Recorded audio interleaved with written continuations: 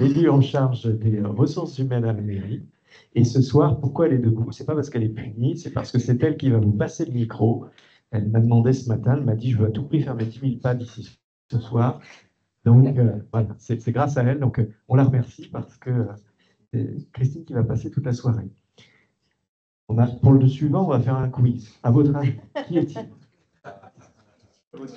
Hein, difficile, hein? Je me présente Eric Pio, je suis responsable de la police municipale. Ensuite. Bonsoir, Karine Loos, directrice générale des services. Bonsoir, Antoine Beau, directeur de cabinet. Bonsoir, Corinne Basque, présidente du conseil de quartier du Manet et conseillère municipale déléguée à la petite enfance. Bonsoir, Bruno Boussard, adjoint en charge du cadre de vie.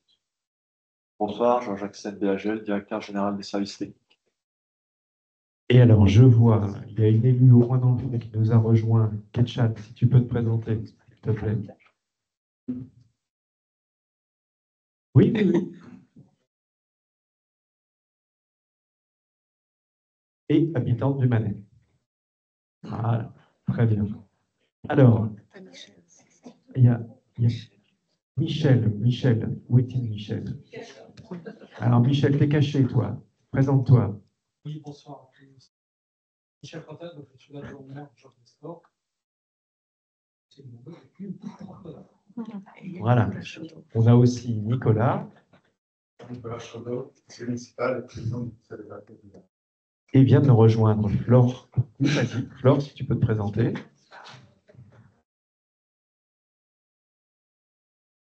Très bien, merci beaucoup. Et les conseillers de quartier, ils sont là. Est-ce que vous voulez bien vous lever qu'on vous voit? Hein?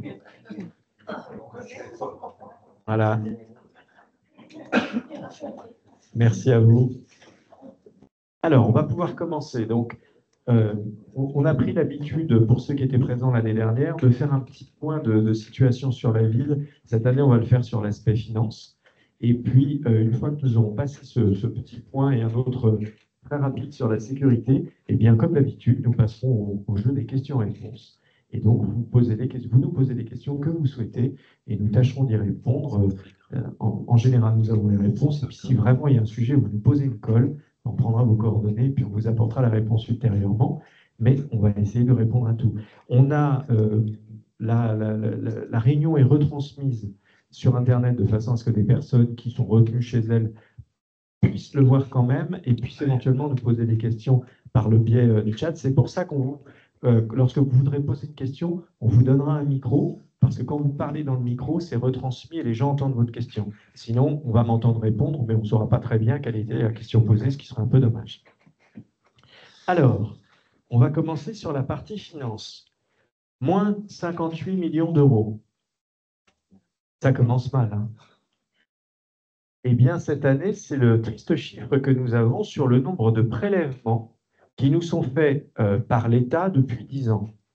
Vous savez que le budget de la ville se compose en partie de ce qu'on appelle une dotation globale de fonctionnement, qui est une somme qui est versée par l'État en compensation d'une taxe qu'il a supprimée aux communes il y a très longtemps de ça.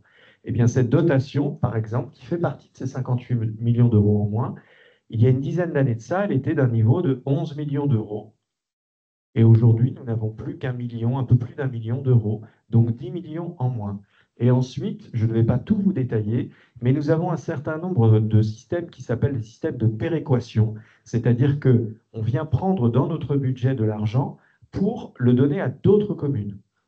Je lisais ce matin, on m'a transmis l'édito du maire de la commune de Trappes, qui est une ville en termes de population, de nombre d'habitants qui est à peu près équivalente à la nôtre. Quand nous avons un budget global entre le fonctionnement et l'investissement qui est de 70, la ville de Trappes est à 100 millions. 30 millions d'euros de plus par le biais de ces systèmes de péréquation. Donc, nous, on nous prend et des communes comme Trappes, on leur donne. Alors, moi, j'ai pas évidemment, tant mieux pour la ville de Trappes, mais vous voyez la situation de déséquilibre dans laquelle ça nous place, puisque nous devons, en termes de services, produire autant de places en crèche, autant d'entretien d'équipement, etc., etc. Sauf que nous avons beaucoup moins financièrement de la part de l'État que d'autres communes.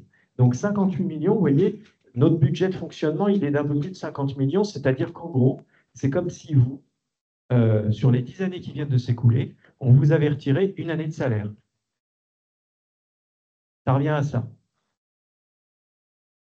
Et comme le fonctionnement du budget d'une ville est beaucoup plus proche que le fonctionnement du budget d'un ménage, de votre fonctionnement à vous, que de l'État, puisque nous n'avons pas le droit d'emprunter pour fonctionner, contrairement à l'État, nous ne pouvons dépenser que ce que nous avons en recette. C'est tout. On ne peut pas dépenser plus.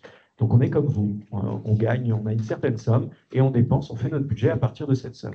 Donc nous, aujourd'hui, nous sommes dans cette difficulté-là d'avoir des sommes qui nous sont prélevées de manière de plus en plus importante, pas données par l'État. Et évidemment, ça nous pénalise puisque nous avons ces résultats, je vous le disais tout à l'heure, de 11 millions de dotations, nous sommes passés à 1. C'est pour ça qu'on était, les maires en général, pas très heureux quand on a appris la suppression de la taxe d'habitation. Pourquoi? Parce que l'État, vous vous rappelez, a dit, ne vous inquiétez pas, ça sera compensé. Oui, comme la dotation globale de fonctionnement. Ce qui veut dire qu'un jour, très probablement, l'État considérera que ce qu'il nous verse aujourd'hui pour la taxe d'habitation en compensation, eh bien, il peut rogner dedans. Et ça, évidemment, c'est unilatéral, c'est-à-dire que nous n'avons rien à dire et nous subissons cette situation.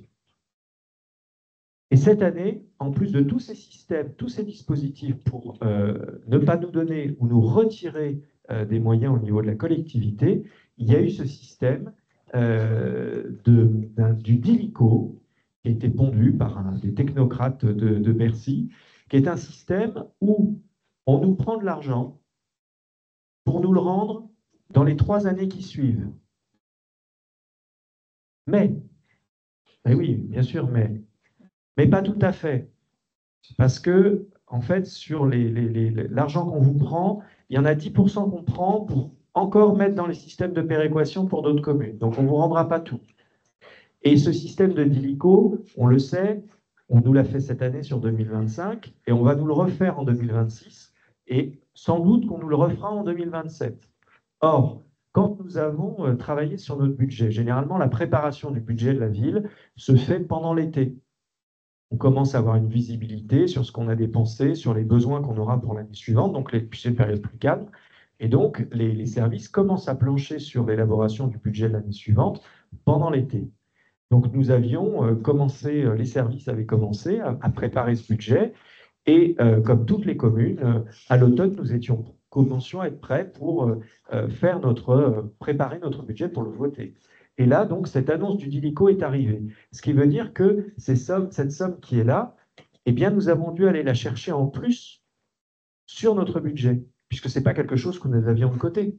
Il a fallu donc rogner dans tous les secteurs pour réussir à trouver les 700 000 du dispositif DILICO et d'autres mécanismes, encore une fois, qui se sont ajoutés et qui nous montent la facture à 1,6 million. Et nous savons que nous aurons la même chose, et peut-être plus, l'année prochaine. Alors, ça vous paraît un peu contradictoire quand vous voyez sur le panneau que ça fait 15 ans qu'on n'a pas augmenté les impôts, alors que je vous dis depuis tout à l'heure que nos moyens diminuent. Pourquoi on n'a pas augmenté les impôts? On a pu d'abord bénéficier, et nous bénéficions toujours, de l'importance des entreprises sur le territoire de Montigny. Et ça, c'est une recette essentielle. Sachez que dans les taxes que nous percevons à Montigny, la part des entreprises est l'équivalent de la part des habitants. C'est 50% de ce qu'on touche, les entreprises. Donc imaginez si demain nous n'avions plus d'entreprises sur le territoire, eh bien il faudrait qu'on sollicite les habitants, si on voulait garder le même niveau de service et de prestation, il faudrait qu'on sollicite de 50, qu'on double en fait les impôts des habitants. Donc ça, c'est quelque chose de vraiment très important pour nous, d'avoir tout ce tissu d'entreprises sur le territoire. Et le fait d'accueillir Airbus dans 2 ans et demi maintenant est évidemment pour nous une très très bonne nouvelle, parce qu'on sait qu'Airbus vient et ne vient pas seul.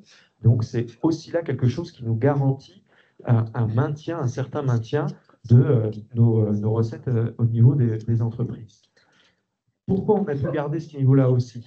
Parce que nous avons, depuis un certain nombre d'années, réalisé un certain nombre de travaux sur nos équipements pour faire des isolations. Vous avez le cas, par exemple, sur l'école Jules Verne, qui n'est pas très loin d'ici. Et on a réussi à diminuer nos coûts d'énergie de manière extrêmement importante.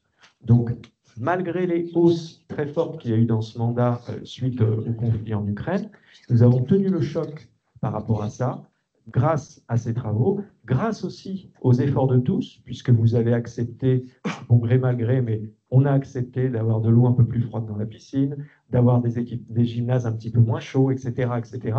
Mais grâce à tous ces efforts qui ont été portés de manière collective, et beaucoup par le tissu associatif, eh bien, nous avons pu faire ces économies. Donc, nous arrivons, malgré tout, à tenir comme ça. Et le dernier point très important, qui fait que nous avons une bonne santé financière, malgré ces difficultés qui sont de plus en plus importantes, c'est que nous avons un taux d'endettement qui est extrêmement faible sur la ville, puisque nous sommes à 219, je crois, par habitant, quand la moyenne au niveau du département... Voilà. Nous, on est à 200. La moyenne nationale est à un peu plus de 900 € par habitant. Et nous sommes à 200 et quelques. Donc, le fait d'avoir très peu d'endettement, évidemment, nous permet, comme on a très peu à rembourser tous les ans, eh bien de consacrer quasiment l'intégralité de ce que nous avons pour pouvoir régler tout ce que nous avons à régler. Là, vous avez, on vous a mis sur un billet de 100 €. 285 par habitant. 285 par habitant. Et 990 en moyenne sur la France. Et 990 en moyenne sur la France. Voilà. Merci. Pour les villes de même strate. Alors, je vous le fais très court, mais grosso modo, un très gros tiers du budget revient à tout ce qui touche à l'enfance, ici, évidemment. Ensuite, vous avez culture-sport qui sont à 7-8%, donc 7% pour la culture, 8% pour le sport. Vous avez tout ce qui touche à l'environnement, aux travaux de voirie qui représente 6%. Vous avez la sécurité qui représente 3%, l'action sociale 3%. Et grosso modo, voilà un petit peu la façon dont l'argent que vous payez est utilisé et l'argent que nous avons, que nous percevons, est utilisé dans le fonctionnement de la ville de Montigny.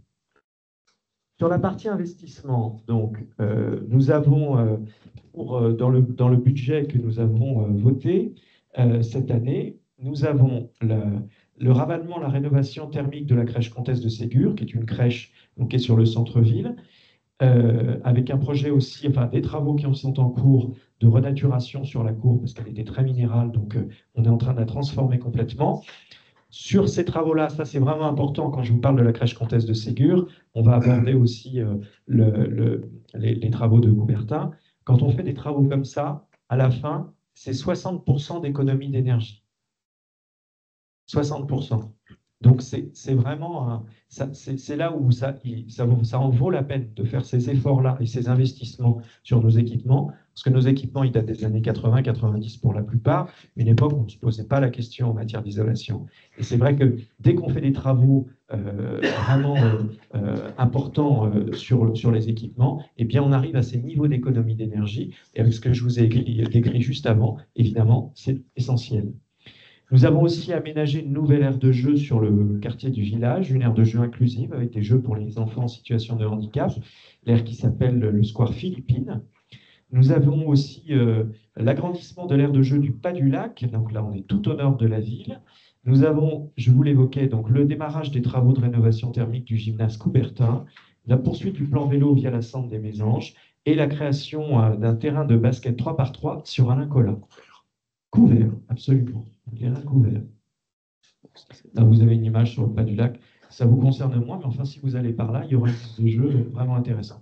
Et puis, là, évidemment, l'autre point très important sur cette année qui va débuter à l'automne, c'est la création de la passerelle vers l'île de loisirs, qui nous permettra, depuis l'avenue des Prés, d'accéder directement à vélo ou à pied, puisque les véhicules là, sont interdits sur cette passerelle. On pourra accéder à vélo ou à pied sur l'île de loisirs, ce qui nous manquait jusqu'à présent pour pouvoir nous y rendre. Et enfin, sur la sécurité, nous avons fait le point avec le commissaire qui, sur l'année 2024, nous a annoncé que nous avions d'abord un taux de délinquance qui était faible, très faible sur Montigny, mais surtout qui nous a indiqué que nous avions un taux d'élucidation qui était de l'ordre de 52%, c'est-à-dire que globalement, une affaire traitée par la police sur deux trouve un résultat, obtient un résultat. Donc ça, c'est vraiment quelque chose d'essentiel. Il faut se dire, vous avez le chiffre en dessous, que le taux normalement considéré comme très satisfaisant en matière d'élucidation en France, c'est 30%. Et nous, à Montigny, sur 2024, nous sommes à 52%. Et ce que m'a dit le commissaire, c'est que ce taux d'élucidation, en partie, est lié à notre système de vidéoprotection. Parce que grâce à lui, quand il y a des affaires sur un quartier, en observant les images, même si une caméra n'est pas sur place, mais une caméra qui se situe sur un axe à proximité ou un endroit non loin, permet souvent de voir, d'identifier les individus qui ont pu commettre un forfait. Donc ça, on peut s'en réjouir. Et là, nous avions justement le commissaire pour notre point mensuel qui était présent cet après-midi, on le recevait à 14 h, et il nous indiquait que nous avions, pour ce mois qui vient de s'écouler, le mois de mai, nous avions une baisse de l'indélinquance par rapport à l'année dernière de 24%. L'année dernière étant déjà une année très, très basse en matière de résultats. Donc, ça ne veut pas dire qu'il ne se passe rien, évidemment. Il y a des problèmes, il se passe toujours des choses. Une ville de la taille de Montigny, il se passe toujours des choses. Mais globalement, en matière de sécurité, les chiffres actuels sont vraiment très satisfaisants.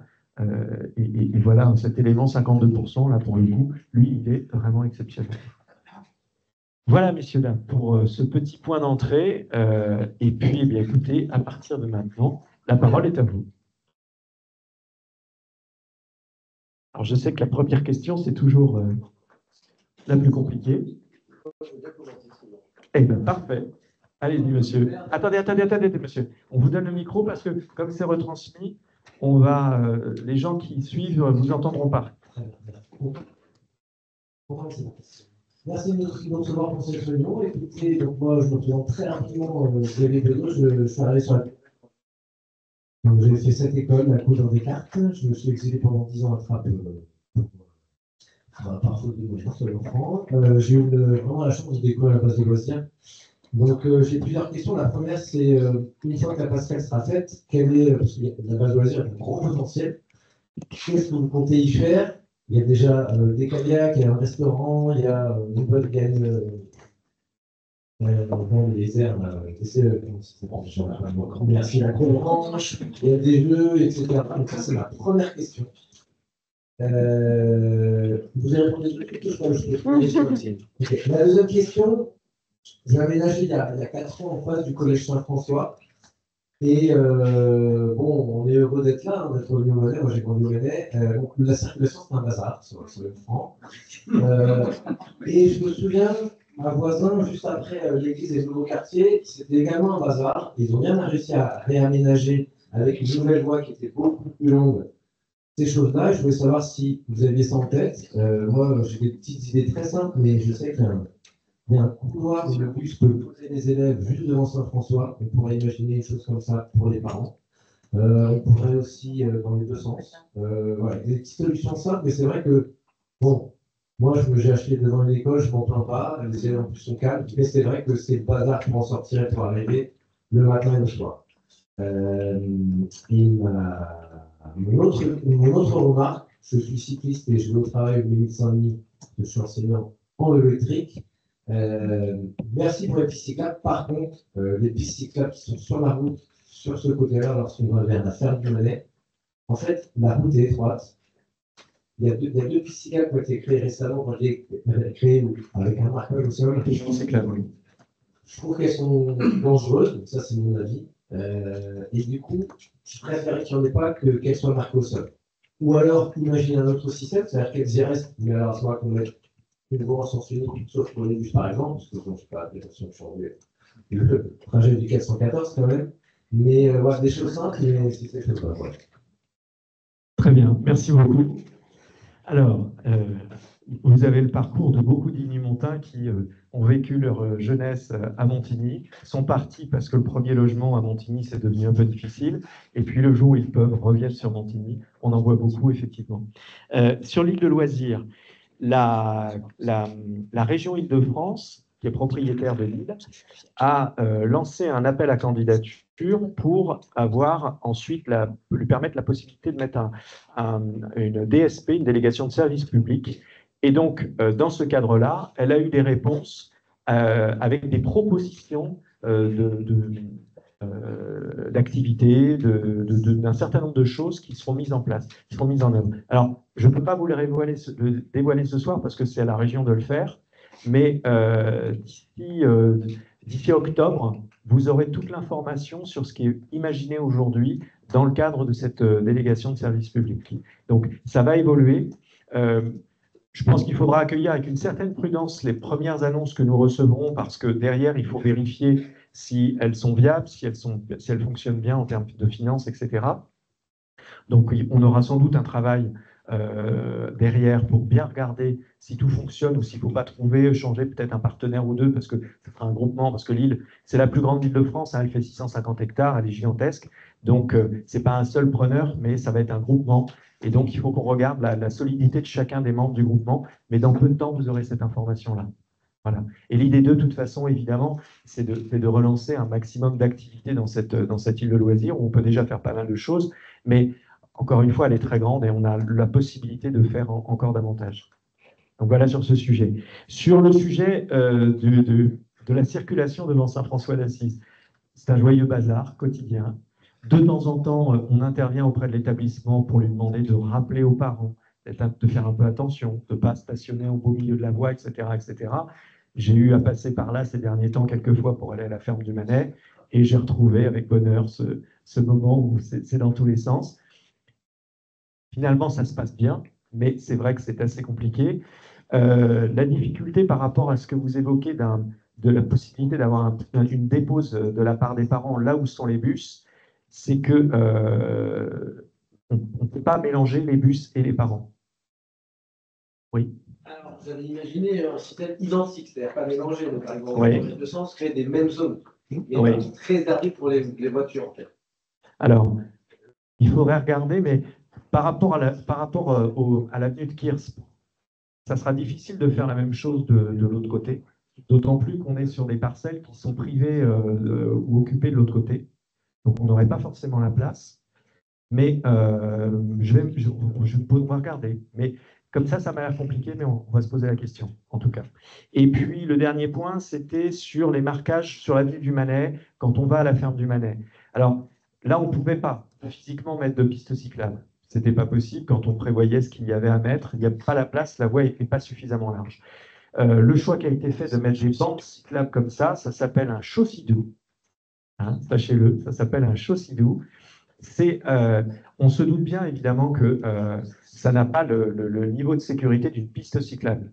Pour autant, vis-à-vis des automobilistes, ça marque le fait qu'il y a des vélos qui passent par là et qu'il faut donc avoir de la vigilance. C'est plus dans ce sens-là. Vous l'avez vu, on invite les véhicules à rouler plutôt au milieu, mais évidemment, si vous arrivez un véhicule l'un en face de l'autre, vous ne passez pas, vous êtes obligé d'être sur le chausssidou.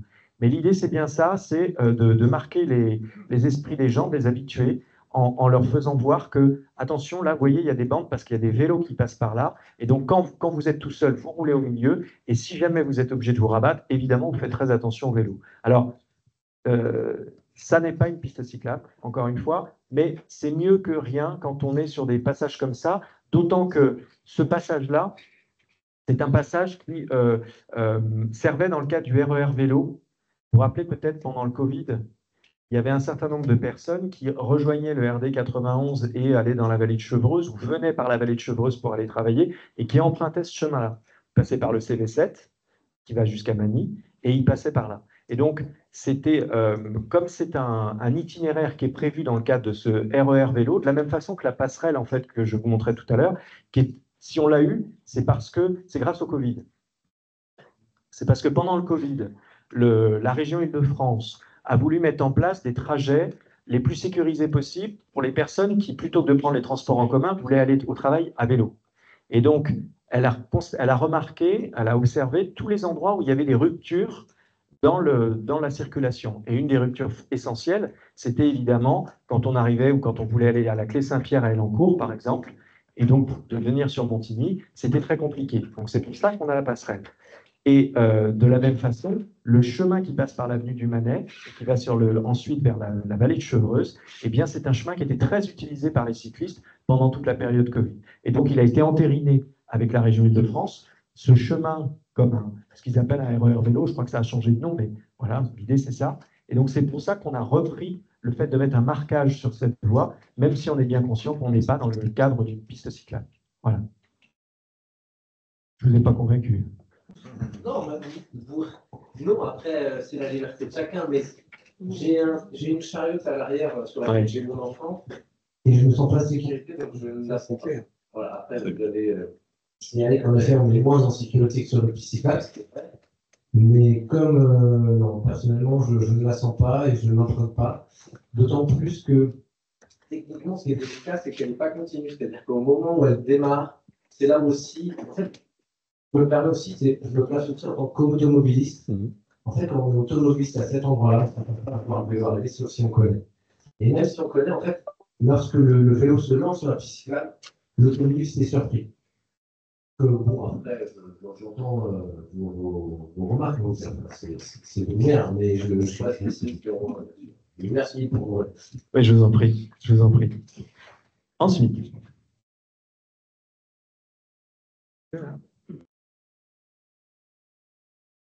Bonjour, monsieur le maire. Christian Novelle, je suis le président du conseil syndical de la zone artisanale du Manet. Oui. Depuis 4 ans, il est prévu la destruction de cette zone, et donc la disparition de l'ensemble des entreprises, y compris les vétérinaires, les dentistes et ainsi de suite. Donc je voulais savoir où on en est. Depuis le mois de décembre, dernière réunion en date, on n'a aucune nouvelle, alors que le dossier devait être ficelé en moins de 6 mois. C'est pas ce qu'on a dit, mais je vais reprendre. Non, c'est pas ce qu'on a dit. Moi, en tout cas, c'est ce que j'ai compris. Non, on va consulter par le prestataire. Oui. Et le dossier devait être rendu pour fin juin. Alors, je vais vous répondre là-dessus. Donc, je rappelle la genèse de cette histoire. Nous avons d'abord des membres de ces copropriétés, puisqu'il y a 3 copropriétés. Quand vous regardez l'ensemble, vous voyez de quel bâtiment on parle là? Dans cet ensemble, vous avez 3 copropriétés. Nous avons été alertés à plusieurs reprises, il y a plusieurs années de ça maintenant, par un certain nombre de copropriétaires ou d'occupants de ces locaux qui étaient approchés par des promoteurs immobiliers qui leur proposaient de racheter leur magasin avec pour objectif derrière de pouvoir réaliser une opération immobilière. Quand on a su ça, on a souhaité travailler à l'envers, c'est-à-dire ne pas attendre qu'un promoteur fasse le travail et nous impose en quelque sorte son projet tel qu'il l'avait réalisé, tel qu'il l'avait imaginé, et surtout tel qu'il l'avait négocié avec les commerçants, puisqu'évidemment il s'agissait de racheter les commerces. Mais nous avons proposé dans ce cas de travailler avec les commerçants et de trouver un promoteur qui serait prêt à respecter ce que nous lui donnerions comme consigne. Et pour que nous puissions faire ça, nous avons mis la parcelle sur laquelle se trouve le terrain de pétanque dans le sujet. Il ne disparaîtrait pas le terrain de pétanque, hein, je le dis tout de suite. À partir de là, nous avons organisé une première réunion avec tous les commerçants et avec les propriétaires, puisque vous avez des propriétaires occupants et puis vous avez des propriétaires et des locataires. Nous avons organisé des réunions avec les uns et les autres pour leur présenter cela, avec évidemment dans ce genre de situation des gens très en attente qu'un projet de ce type puisse aboutir parce que les locaux actuels, très souvent, ne sont plus conformes. Je pense aux dentistes et à d'autres. Et donc, il y a des véritables problèmes dans ces bâtiments qui font que ça ne fonctionne plus. Ce sont des bâtiments, là aussi, très, très mal isolés. Donc, il y avait une attente d'une partie des commerçants que ça bouge. Ce que nous avons, nous, acté avec un promoteur, c'est que on essayait de faire en sorte de conserver le maximum de commerce dans le projet qui pourrait sortir, je dis bien qu'il pourrait sortir. Nous avons demandé à ce qu'il y ait toujours des cellules commerciales et des cellules qui puissent accueillir l'activité qui existe aujourd'hui dans ces locaux. Sans doute pas tout, mais une partie. Et ça a été acté avec le promoteur. Nous avons aussi acté le fait d'un gabarit de bâtiment au-dessus, parce qu'évidemment, s'il achète, c'est pour faire du logement, le promoteur, c'est pas pour refaire uniquement des commerces, ça ne serait pas rentable. Là, l'idée, évidemment, c'est de faire du logement au-dessus. Et donc, nous avons imposé un gabarit de façon à ce que l'on n'ait pas, là, un immeuble plus haut que ce que nous avons aux alentours, ce qui est la règle à Montigny. Nous avons aussi demandé aux promoteurs que les bâtiments, au lieu d'être très en retrait de la voirie comme ils le sont aujourd'hui, reviennent à proximité de la voirie pour qu'on ait un front de rue classique avec un bâtiment, un trottoir et la rue, et que de ce fait, les commerces soient beaucoup plus visibles qu'ils ne le sont aujourd'hui, les futurs commerces. Et nous avons demandé aux promoteurs que les parkings, les stationnements liés à ces bâtiments, en tout cas pour la partie commerce, soient situés derrière les immeubles et non pas devant, de façon à éloigner les habitations qui sont les pavillons qui sont derrière. Donc on éloignerait l'immeuble de la zone d'activité des pavillons qui sont derrière et on les rapprocherait de la route. Ça, c'est l'idée que nous avons. Après, et c'est là effectivement où les choses prennent du temps, mais c'est ce que nous avions dit pendant la réunion de décembre, alors si ça n'a pas été clair, pardon, mais c'est comme ça que ça a bien été dit, on ne peut fonctionner que si tous les commerçants sont d'accord. Sinon, ça ne marchera pas, puisqu'on ne peut pas vous mettre dehors. Donc, le promoteur a commencé à rencontrer un certain nombre de commerces. Nous avons eu, comme vous, d'autres commerçants qui se sont étonnés il n'y a pas très longtemps en me disant « je ne comprends pas, on m'avait dit que ça serait là et puis je ne les ai pas vus ». Donc, nous avons organisé une réunion avec le promoteur il y a un petit mois. Donc là, il s'est engagé à ce que d'ici l'automne, d'abord vous ayez tous un courrier et que vous soyez tous rencontrés pour qu'il puisse entamer les discussions avec vous. Et c'est comme ça que ça va se faire. Après, encore une fois, ça ne tombera pas demain. Ça va prendre un temps relativement long puisqu'il va falloir qu'il discute avec tous les commerçants et tous les locaux d'activité et il va falloir négocier avec chacun d'entre vous. Et toute cette partie-là, elle ne relève pas de la ville, elle relève vraiment du promoteur. Et donc, vous avez un temps, je ne sais pas si vous vous souvenez, mais l'opération en face qui s'est faite sur l'avenue du Manet, l'opération Pierre-Étoile, où vous aviez dans le temps le billard. Vous vous rappelez, il y avait une auto-école, il y avait le billard, des choses comme ça. Et il y avait moins de commerce dans cette zone d'activité-là qu'il n'y en a dans la zone d'activité en face. Eh bien, le promoteur a mis, je crois, 4 ou 5 ans pour tout organiser avec tous les commerçants. Donc, ça peut prendre ce temps-là. Je ne dis pas que ça va le prendre, mais ça peut prendre ce temps-là. Ça dépendra vraiment des discussions entre les commerçants et le promoteur. Donc, ne vous inquiétez pas, ce n'est pas à l'abandon, c'est lancé. Vous allez bien avoir les discussions avec le promoteur et on verra derrière un petit peu ce qu'il en est. Nous communiquerons auprès des habitants si on voit que du côté des commerçants, les choses sont bien engagées. On reviendra vers vous parce qu'en parallèle, on travaillera avec le promoteur pour imaginer l'aspect de l'immeuble, le nombre de logements, etc., etc. Toutes ces questions-là, on va travailler dessus. Mais la première condition, encore une fois, c'est que les commerçants, après rencontre, se positionnent en disant « moi, je suis d'accord » ou « je ne suis pas d'accord pour que cette opération ait lieu ». Donc voilà où nous en sommes, monsieur, aujourd'hui. Mais je vous rassure, le promoteur, il est là et il va faire le travail. Voilà. Mais bon, vous comprenez que ça reste quand même compliqué pour l'ensemble des commerçants. C'est toujours compliqué, cette situation-là. Oui, mais surtout pour une raison simple, c'est qu'on est tous dans l'expectative. Oui. Il y a une centaine d'entreprises à peu près. Hein. Oui, oui. Et qu'aujourd'hui, plus rien ne se fait, il n'y a plus d'entretien, il n'y a plus rien, parce qu'on ne va pas investir dans des gens qui sont potentiellement voués à la destruction. C'est important que ça avance quand même relativement vite. C'est pour ça que je les ai rencontrés à nouveau il y a quelques semaines, justement pour m'assurer qu'ils faisaient bien les choses de leur côté, parce que eux, en fait, qu'est-ce qu'ils ont fait après la réunion où nous nous sommes vus? Ils ont travaillé sur la façon de concevoir le projet. Sans doute pour regarder la viabilité du projet, l'intérêt du projet pour eux financièrement de le faire, et de voir un petit peu quelles étaient les marges de négociation qu'ils pourraient avoir avec vous derrière. Parce que, comme nous leur avons dit, vous ne pouvez pas monter plus haut qu'eux, ils savent que de toute façon, ils ne pourront pas, à la fin, gagner plus d'un certain montant. Et donc, forcément, dans les discussions, quand ils vont parler avec chacun des commerçants, il faut qu'ils aient ces éléments de connaissance-là, parce qu'ils ne peuvent pas vous dire, je ne vais pas vous donner de chiffres, mais d'accord pour ce montant-là, si le fait de donner des montants équivalents à surface équivalente à chacun faisait qu'à la fin, vous étiez sur un projet qui ne sortait pas financièrement. Donc oui, c'est une opération vraiment très compliquée, mais en face, on y est arrivé. Donc, on va partir de l'idée qu'on va y arriver aussi chez vous, je l'espère, parce que vraiment, ça le mérite. Mais voilà, ça va prendre un petit peu de temps nécessairement.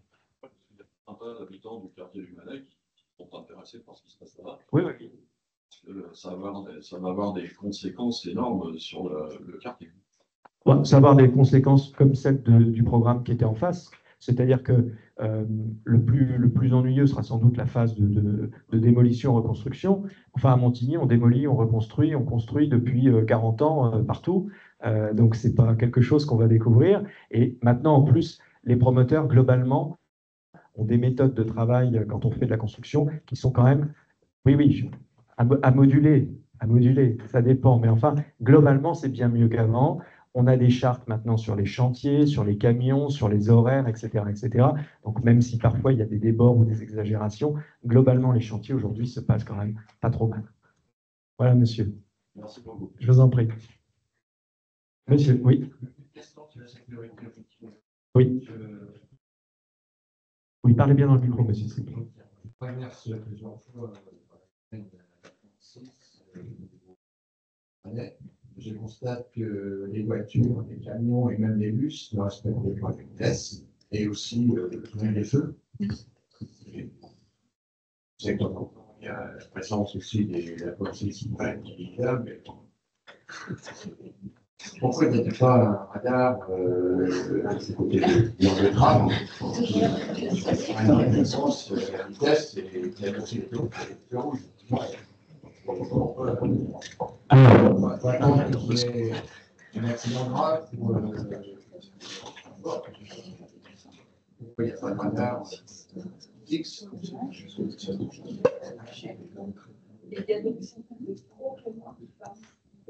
Je vais vous répondre. Alors, je vous répondrai sur le radar après. Je vais vous répondre sur ce qu'on a obtenu pour sécuriser, parce que c'est le plus important. J'ai fait la demande, et c'est suite à la réunion, non pas de l'année dernière, mais de l'année précédente, la réunion publique qui avait eu lieu ici, où il nous avait été remonté ce problème qu'on connaît depuis très longtemps. Et nous avions écrit au département, qui est gestionnaire de la voie, et nous avons acté la mise en place d'un plateau surélevé. Voilà. Comme vous avez un voisin un peu plus loin, donc on va avoir un plateau surélevé au niveau de ce carrefour pour sécuriser. Ça, c'est acté. Pourquoi on n'a pas les travaux tout de suite? C'est parce que je vous parlais en début de réunion de ce que nous avons subi par l'État au niveau de nos finances. Le département, lui, sur l'année écoulée, a eu une baisse de 280 millions d'euros. Donc, il n'a plus de sous, le département. Ça lui fait tout drôle, parce que le département des Yvelines était un des plus riches de France, et là, il n'a plus rien. Donc, le président de Pierre Bédier m'a dit « Ok, on fera le plateau, mais là, pour l'instant, je ne peux pas. » Voilà. Donc, dès que les finances s'améliorent un petit peu, je reviendrai le voir et on installera le plateau. Maintenant, le radar. Il faut que vous sachiez, en fait, qu'un radar, pour qu'on en mette un aujourd'hui quelque part, il faut qu'on en retire un ailleurs. On ne crée plus de radar. Donc, si vous mettez un radar là, ça veut dire qu'ailleurs, on a considéré que ce n'était plus la peine, et donc on retire le radar. Mais quand on retire un radar et qu'il y a un radar disponible sur le marché, on va dire, ensuite, l'État regarde, les services de l'État regardent quels sont les endroits les plus dangereux.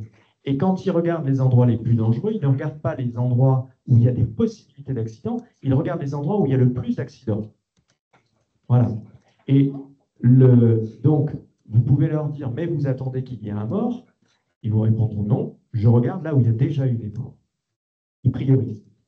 Et donc, ce carrefour-là, malgré tout ce que vous dites qui est tout à fait juste, n'est pas considéré comme suffisamment dangereux aux yeux de l'État pour y mettre un radar.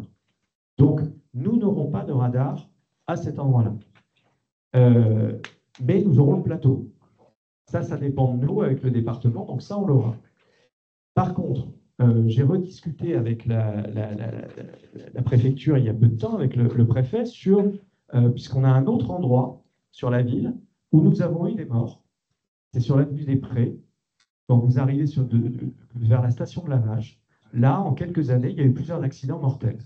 Et donc, nous avions obtenu l'accord pour mettre un radar sur cet axe-là. Cet accord, nous l'avons obtenu en 2019. Vous voyez, il y a 6 ans. Et à ce jour, nous ne l'avons toujours pas. Et c'est là où j'ai su, parce que je fais celui qui sait, mais il y a encore pas longtemps, je ne savais pas, qu'il fallait qu'on retire un radar ailleurs pour mettre un radar quelque part. Et donc le préfet m'a dit, nous ne le ferons que lorsque nous pourrons retirer un radar quelque part. Et il m'a dit ensuite, mais j'ai une bonne nouvelle pour vous, monsieur le maire, dans très peu de temps, les villes, vous pourrez acheter un radar. Et bien voilà, encore.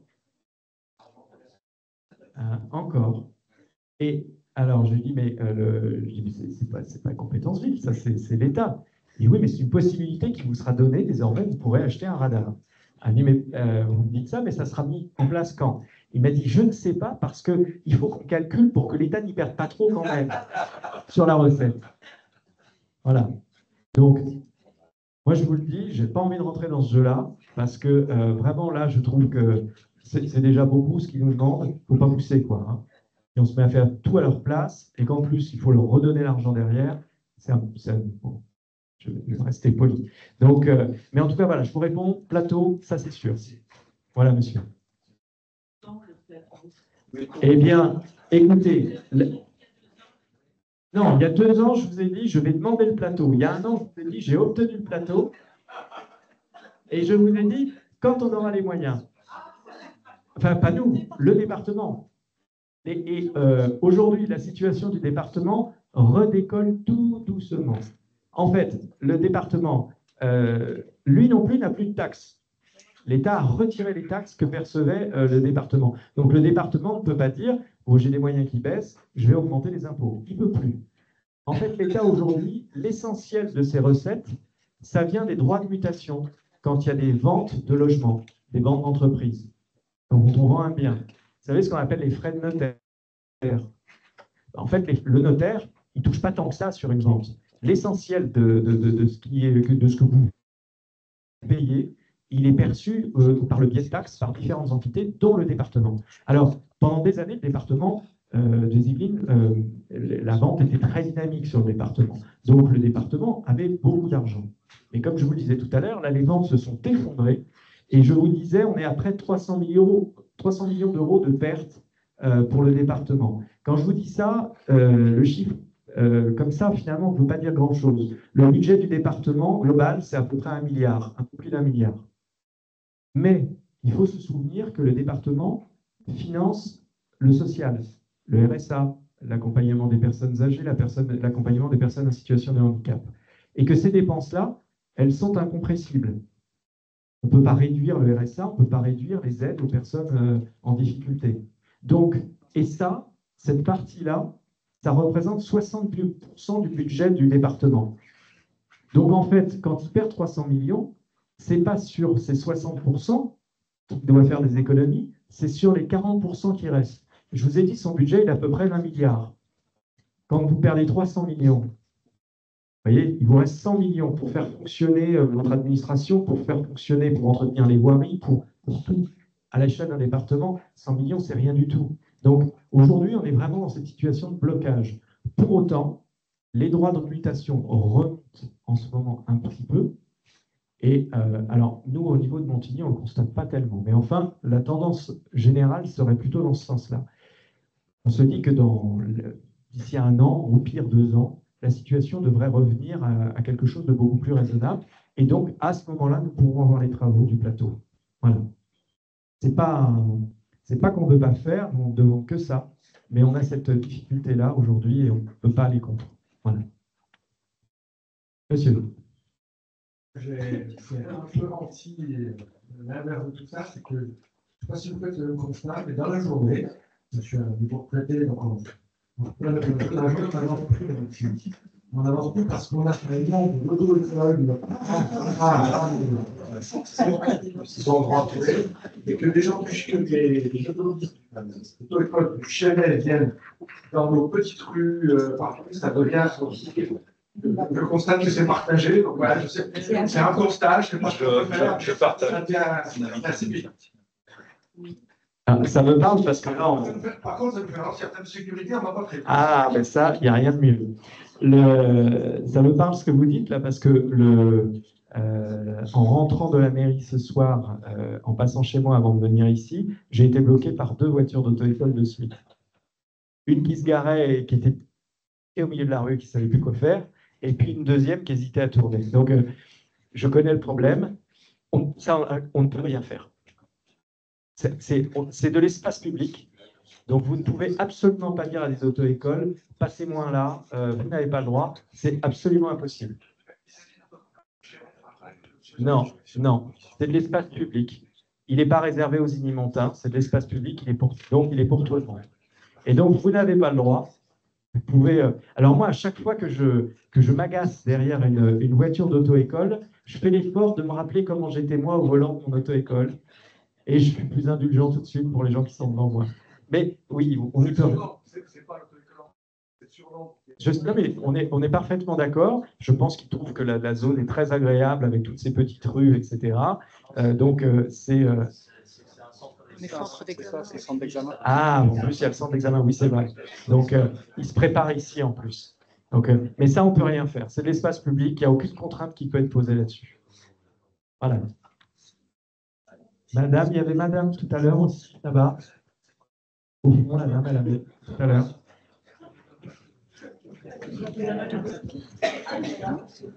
Ça sera une madame, de toute façon. Hein. Parce que là, il y en a 3. Bonsoir, madame. S'il vous plaît. Je fais partie des copropriétaires de la Châteaubriand qui s'inquiètent justement du nouveau projet immobilier qui va avoir construit, notamment de la hauteur d'une immeuble. Oui. Actuellement, j'ai un immeuble d'un étage, donc on a quasiment 15 vis. Je voudrais savoir justement jusqu'à quel étage pour monter le nouveau projet. Il sera pas plus haut que ce qui est en face. 3 étages. Oui. Mais au niveau de la rue. Mais au niveau de la rue, par contre, pas là où il est aujourd'hui. Ça descend. 4 rue de Châteaubriand. Donc Oui. il y a l'immeuble en face de nous. Vous avez l'immeuble en face de vous. Vous êtes de l'autre côté du square. Notre jardin donne sur l'immeuble. D'accord. Alors, Ça veut dire que si on a 3 étages, non, parce que dans ce cas-là, s'il y a des proximités immédiates avec des pavillons, on va faire en épanelage. C'est-à-dire que ça sera plus bas. On ne fera haut que quand on peut s'éloigner des pavillons. L'idée, c'est vraiment, je ne vous dis pas, vous aurez la même vue qu'avant, je ne veux pas vous raconter d'histoire, mais on va faire attention, on l'a tout de suite dit au promoteur, qu'il y ait un écart suffisant. Il n'y a rien de plus pénible quand on a son pavillon que d'avoir une fenêtre qui donne chez vous comme ça. Donc c'est bien l'idée, c'est qu'on ne soit pas comme ça. Donc, si vraiment le bâtiment vous est tout proche de chez vous, dans ce cas-là, ce sera un endroit où il sera très bas. Voilà. Alors, c'est ce que je disais tout à l'heure. J'attends le premier tour avec les commerçants du promoteur pour qu'ils voient un petit peu ce qu'il en est. Et le travail est en train d'être fait avec les services pour voir ce qui peut être fait. Et quand on aura des informations fiables, solides, on vous les donnera. Voilà. Mais sur le fond, soyez pas inquiète, parce que on fera toujours attention, regardez l'insertion de ce qu'il y a eu en face, on fait toujours attention. Je ne sais pas si vous connaissez, mais sur le quartier de la Sourderie, on a démoli l'école Samin il y a quelques années, et à la place, on a fait une crèche, on a fait 21 maisons et un petit immeuble. Les riverains autour, on les a associés pendant toute la phase d'élaboration, puis de construction. Il n'y a eu aucun problème et beaucoup étaient là, présents au moment de l'inauguration de la crèche, tellement ça s'était bien passé. Donc, on travaillera de la même façon. Hein. Tout sera, dès qu'on aura des bons éléments à donner, tout sera mis sur table. Comme on a fait avec les commerçants. Hein. On a vraiment fonctionné comme ça avec les commerçants, on les a vus 3 fois et à chaque fois, on a donné des informations telles qu'elles étaient. C'est toujours mieux hein, quand on se dit les choses que d'essayer de... Voilà. Donc, ne vous en faites pas là-dessus. D'accord? Ensuite, il y avait plusieurs dames qui étaient... Et il y a monsieur là-bas.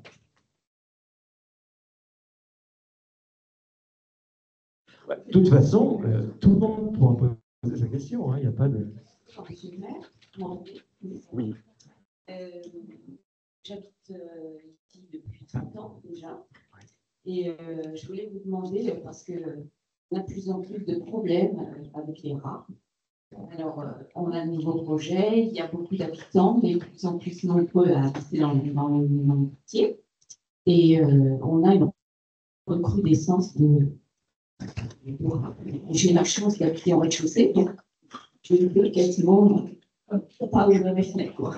Donc, voilà, je voulais savoir si j'ai vu dans le journal qu'il y avait quelque chose qui devait se faire, mais on n'a pas eu plus d'informations parce qu'on a beaucoup de problèmes, c'est de recommuniquer avec le HLM et le syndic. Vous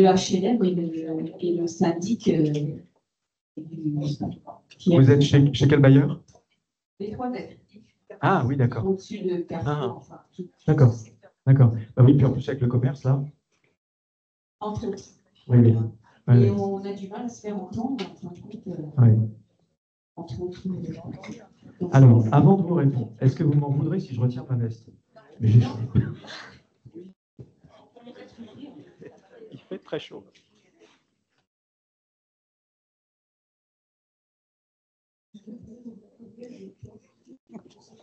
Alors, avant de répondre sur les rats, vous donner une petite information parce que c'est souvent une idée que l'on a et qui est une idée fausse finalement. La population, moi je suis arrivé en 2001 à Montigny, la population à l'époque était presque de 35 000 habitants. Aujourd'hui, nous avons construit à peu près 2000 logements depuis 2001. Aujourd'hui, nous sommes à 33 000. On a perdu de la population. Donc on a toujours l'impression, parce qu'on voit de nouveaux bâtiments sortir, on se dit, oh là là, on densifie, on densifie. En fait, on perd de la population. Pourquoi on perd? C'est monsieur qui l'a très bien expliqué tout à l'heure. C'est que les familles qui sont arrivées dans les années 80, 90, qui avaient des enfants en bas âge, les enfants ont grandi et un jour les enfants sont partis. Et là où vous aviez 3, 4, 5 personnes, voire plus dans un logement, aujourd'hui, souvent, il y en a une ou deux. Et donc, avec le même nombre de logements, voire même plus, eh bien, vous avez moins d'habitants. Donc, voilà, c'est juste cette information-là. Ensuite, sur les rats, qu'est-ce qui s'est passé? Il y a sans doute tout un tas de phénomènes, mais deux qui sont très importants. Le premier, ça a été le Covid. Chaque année, sur le territoire de Montigny et sur l'intégralité de Saint-Quentin en Yvelines, on fait 2 opérations de dératisation. Voilà. Donc, partout, ça relève à la fois de Saint-Quentin et de la ville, puisque nous intervenons sur nos espaces et Saint-Quentin sur ceux qu'ils gèrent. 2 fois par an, on met des produits pour tuer les rats. Sauf que pendant le Covid, on ne l'a pas fait. Et donc, la population des rats, pendant la période du Covid, a proliféré de manière extrêmement importante. Ça, c'est le premier phénomène. Le deuxième phénomène, c'est le réchauffement climatique. Les rats adorent la chaleur. Et plus il fait chaud, plus ils se multiplient. Donc, on a ces 2 phénomènes-là, essentiellement, qui font qu'effectivement, on a vu une recrudescence des rats, pas seulement à Montigny, mais partout. Et j'étais intervenu à la communauté d'agglomération un jour pour demander à ce qu'on passe de 2 campagnes de dératisation par an à 4, jusqu'à ce qu'on ramène la population des rats à un niveau acceptable. Ça a été accepté, d'autant plus que les Jeux Olympiques arrivaient et qu'on s'imaginait mal accueillir tous les spectateurs venus du monde entier au milieu des ratatouilles là, qui se baladaient. Donc, on a fait cette opération-là, et quand on l'a faite, en plus, on a écrit au syndic, on a écrit aux bailleurs, en leur disant à telle date, on va faire une opération, donc on vous invite à le faire aussi chez vous, pour éviter que les rats ne se réfugient dans différentes zones. Donc, voilà ce qui s'est fait. Pour autant, ça n'a pas diminué de manière très importante le nombre de rats. En tout cas, on en voit toujours beaucoup.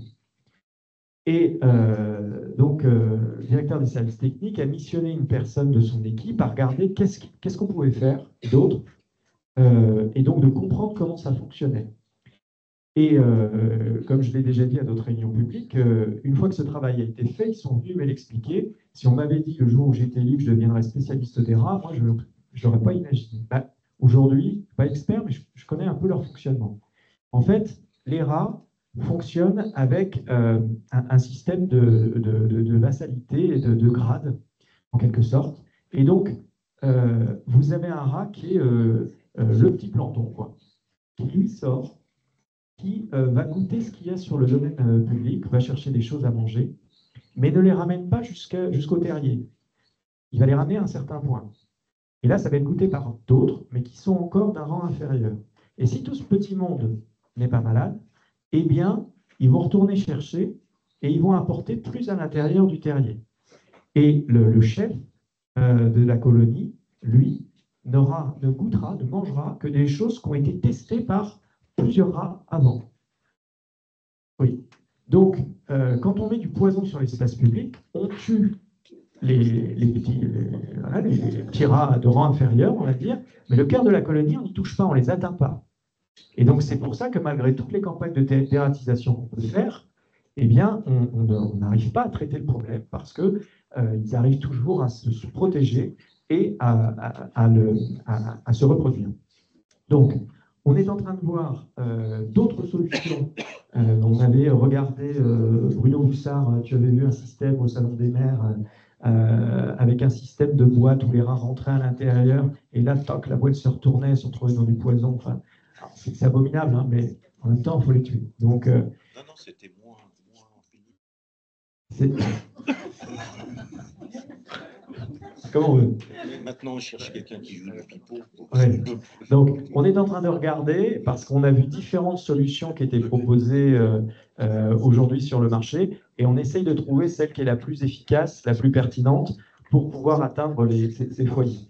On le fait aussi à l'échelle de Saint-Quentin en Yvelines, puisque c'est encore une fois, c'est un problème global. Donc, à ce jour, on n'a pas le remède miracle. À chaque fois qu'on observe, qu'on entend parler de quelque chose, quand on regarde, ça coûte très très cher pour s'occuper d'une colonie, et ça financièrement on n'a pas les moyens de le dupliquer sur la ville, soit ce sont des choses qui sont un peu fantaisistes et qui ne marchent pas. Donc sachez qu'en tout cas, on le prend très au sérieux le sujet, et qu'on essaie vraiment, et au niveau de Saint-Quentin et de la ville de Montigny, de trouver une solution, mais avec ce gros problème que nous avons de cette période Covid où on n'a pas pu agir, et ensuite du réchauffement climatique qui fait que les rats se multiplient encore plus. Voilà. Je vous en prie. Une solution au même endroit, quelque temps de dégradation au niveau de Carrefour City et du parking qui est en dessous, qui appartient au syndic, on a une réponse du syndic, dont des squats, des personnes, de jeunes personnes qui dégradent, qui cassent la porte du parking. Et dernièrement, il y a eu des pompiers qui sont venus pour enlever des matelas cramés. Il y a feu. Donc, je pose la question, il y en a pas. Il y a la sécurité. Alors, nous sommes au courant, évidemment. Nous avons obtenu du syndic de faire retirer les matelas. Mais il y a aussi l'agent de maire oui. qui a été agressé au couteau. L'agent de ménage. Alors ça, j'ai pas eu cette information-là. Si, ça s'est fait. Il s'est plaint à une personne locataire. Mais est-ce qu'il a porté plainte? Non, parce que je pense qu'il ne parle pas français, il ne veut pas. Mais il s'est fait agresser au couteau dans la cave de mon immeuble qui appartient au syndic. Parce que ce sujet-là, précisément, on en a pu parler aujourd'hui avec le commissaire. On lui a demandé donc de faire des patrouilles, d'être vigilant sur le quartier suite à ce problème-là. De l'autre côté, Éric Pio et Antoine Gau sont intervenus auprès du bailleur pour qu'il y ait une réaction aussi, puisque le bailleur est en partie responsable. Alors, c'est d'aujourd'hui. Voilà, c'est d'aujourd'hui. Enfin, date d'hier. Oui. Tu as eu un retour ou pas? Là, pour dernière. Bon, en tout cas, voilà. On a pris contact. Mais oui. Mais depuis quelques années, il y a une dégradation qui traîne jusqu'à des heures d'impossible. Et ça remonte dans les immeubles. Donc, je ne veux pas les cigarettes qui fument. Dernièrement, il y a eu la troisième semaine. Il y a eu du caca. C'est un jeune qui ont fait caca. Avec des bulles verts. Alors des fois, on passe gentiment, s'il vous plaît, sortez, et on se fait allumer. On appelle la police. Le souci, c'est que Donc, le problème, on est en train de le voir avec le bailleur aussi. On connaît une partie des jeunes concernés par le sujet. Et on va voir justement avec le bailleur, pour particulièrement 2 jeunes qu'on connaît depuis qu'ils sont gamins.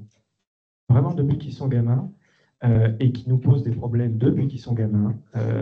Je les avais reçus avec leur maman il y a des années de ça, et qui m'avaient expliqué que c'était 2 anges. Et que si on avait retrouvé un téléphone portable dans la main de son fils, c'est parce que quelqu'un lui avait mis. Voilà. Donc, et ces jeunes-là, je peux vous dire, non seulement il y a eu de la répression, évidemment, mais il y a eu aussi beaucoup de prévention. On les a accompagnés vers de la formation, vers de l'alternance, puisque nous avons les éducateurs de l'ATIR qui travaillent sur le quartier. Ils les ont accompagnés. Ils sont plusieurs fois dans le journal de la ville au fil des années, parce qu'on les a mis plusieurs fois dans des dispositifs pour essayer de les sortir de la situation dans laquelle ils étaient. Et aujourd'hui, ils commencent à être grands, hein, ils ont 22, 23 ans, et peut-être même un peu plus pour l'aîné, et ils continuent. Ils sont indécrottables, c'est comme ça. Donc, j'ai demandé à ce qu'on voit avec le bailleur, pour reprendre tous les éléments, leur vie, leur œuvre, depuis des années, avec le bailleur, et qu'on monte une procédure d'expulsion vis-à-vis d'eux. Voilà. Donc j'espère que on l'a fait sur un autre quartier, où on avait comme ça des jeunes qui posaient des problèmes au voisinage depuis très longtemps. On a réussi à obtenir l'expulsion d'une première famille, puis d'une deuxième famille. À ce jour, c'est redevenu très très calme sur ce quartier, parce que les autres familles, qui pouvaient avoir des jeunes qui faisaient un peu n'importe quoi, ont compris que c'est elles qui paieraient si jamais leurs jeunes faisaient n'importe quoi. Donc on va essayer de faire la même chose pour cela. Voilà.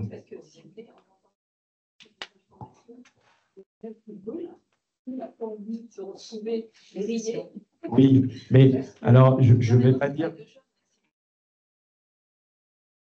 Non, je vous dis que dedans, parmi ces jeunes qu'on connaît bien, on a particulièrement 2 jeunes qui font ça depuis des années. Et après, vous en avez qui vont, qui viennent, etc. Mais particulièrement ces 2 jeunes-là, on les connaît bien et on sait tout ce qu'ils font depuis des années. Donc, c'est pour ça qu'on va commencer avec eux. Mais ça ne veut pas dire qu'on fait que ça. Je vous disais tout à l'heure, il va y avoir des patrouilles supplémentaires qui vont se faire. Et quand vous appelez la police et qu'elle ne réagit pas tout de suite,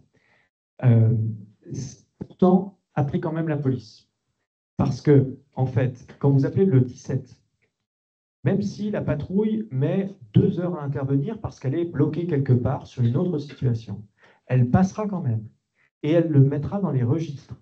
Et donc, quand on se voit avec le commissaire, quand on lui dit « on a un problème à telle adresse », lui, il regarde le nombre d'appels qu'il y a eu à cette adresse. Et donc, s'il y a eu des appels, ça permet de confirmer qu'effectivement, il y a un souci et qu'il faut le traiter. Donc, c'est vraiment important, ça je vous le dis à tous, si vous avez des soucis de ce genre, vous appelez le 17, et même s'ils ne pouvaient pas passer tout de suite, ils passeront et ça sera enregistré. Et nous, dans les discussions que nous avons avec le commissaire, ça nous permet d'avancer sur les sujets. Voilà. Donc, on va le traiter, on va s'en occuper. Je ne vous dis pas que demain, ça sera calme, mais le sujet, on le connaît et on va s'en occuper. On soupçonne aussi qu'il y ait des dépôts de drogue, enfin, on voit pas mal d'allées et venues. Alors, c'est possible, mais sachez que dans le travail qui est fait par la police municipale, vous avez, on a ce qu'on appelle des îlotiers, qui sont là pour faire le tour de toutes les résidences, de tous les bailleurs, des commerces sur les différents quartiers, pour regarder justement si on constate des choses qui sont anormales.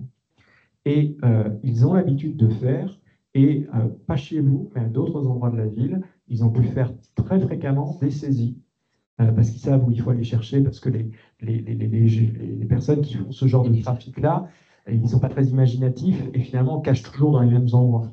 Donc, ils arrivent à trouver par ce biais-là, et on arrive à monter des enquêtes de cette façon-là.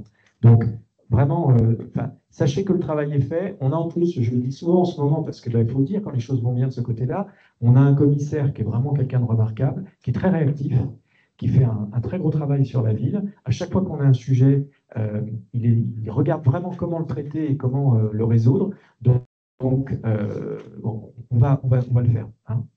On est conscient de ça. Alors, oui, je vous en prie. Madame. Pour cette même propriété, là, j'ai en face, est-ce que vous avez la possibilité de vérifier que le bailleur fait bien les dératisations? Ah ouais. Alors, nous leur demandons de faire la dératisation. Est-ce qu'ils la font? Ça, je ne sais pas. Ça, je ne sais pas. Oui. Oui.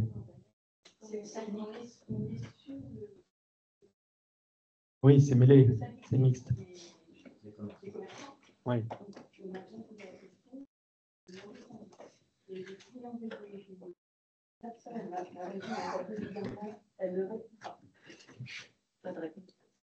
Parce que si tout le monde fait le nettoyage des rats et que celui-là ne le fait pas, il n'y a pas de limite. Alors, quand on voit les bailleurs, c'est un sujet qu'on évoque avec eux. Et globalement, ils sont tous sensibilisés au problème. Et ils le font aussi parce que c'est une question de salubrité publique. Donc, normalement, ils le font. Mais non, on n'écrit pas, on ne vérifie pas. Quand on a demandé à un bailleur d'intervenir, on ne va pas vérifier derrière qu'il l'a bien fait. Mais quand on se voit, on en parle. Voilà. Non, mais on en parle. Hein. C'est le syndic qui est le responsable, comme on fait. Puisqu'il ne bouge pas, il ne fait rien. Le Manet, ça devient une vraie poubelle. Avant, on n'avait pas honte de dire qu'on habite au Manet. Et maintenant, on a presque honte de dire qu'on habite au Manet. Alors, il n'y a plus rien de fait. Non, mais il ne faut pas dire le Manet. Parce que là, quand on vous en... On parle du Manet parce qu'on voit ce qui s'y passe. Non, mais ce qui s'y passe en bas de chez vous. Pas sur le quartier. Oui, mais c'est pareil, ils ont les mêmes problèmes, ils ne disent rien. Non, non, je veux bien tout entendre. Non. On fait un tour après dans le quartier. Dites-moi que c'est sale dans le quartier. Non. Ça, je ne suis pas d'accord. Non. Par contre, effectivement, là où vous êtes vous, là, il y a toujours eu un problème de propreté à cet endroit-là. Moi, je le sais, j'ai vécu pendant des années juste derrière. Donc, je connais bien. Et quand je venais faire mes courses au centre commercial, je voyais régulièrement des déchets à cet endroit-là. Ça a toujours été comme ça. C'est la difficulté qu'on a. Si. Bon, on ne sera pas d'accord. Mais moi, je me souviens, il y a pas mal d'années de ça maintenant, et pendant longtemps, j'ai habité juste à côté, et quand je passais sur le centre commercial, fréquemment, soit du côté de Carrefour City et du petit parking, c'était pas net, parce qu'on avait aussi fréquemment des jeunes qui venaient là pour manger, qui laissaient leur paquet de McDo à cet endroit-là. Et puis de l'autre côté, quand vous êtes vous les Halles, là, il y avait un endroit où les gens stockaient leurs encombrants et un certain nombre de déchets. Et moi, j'ai toujours connu ça à cet endroit-là.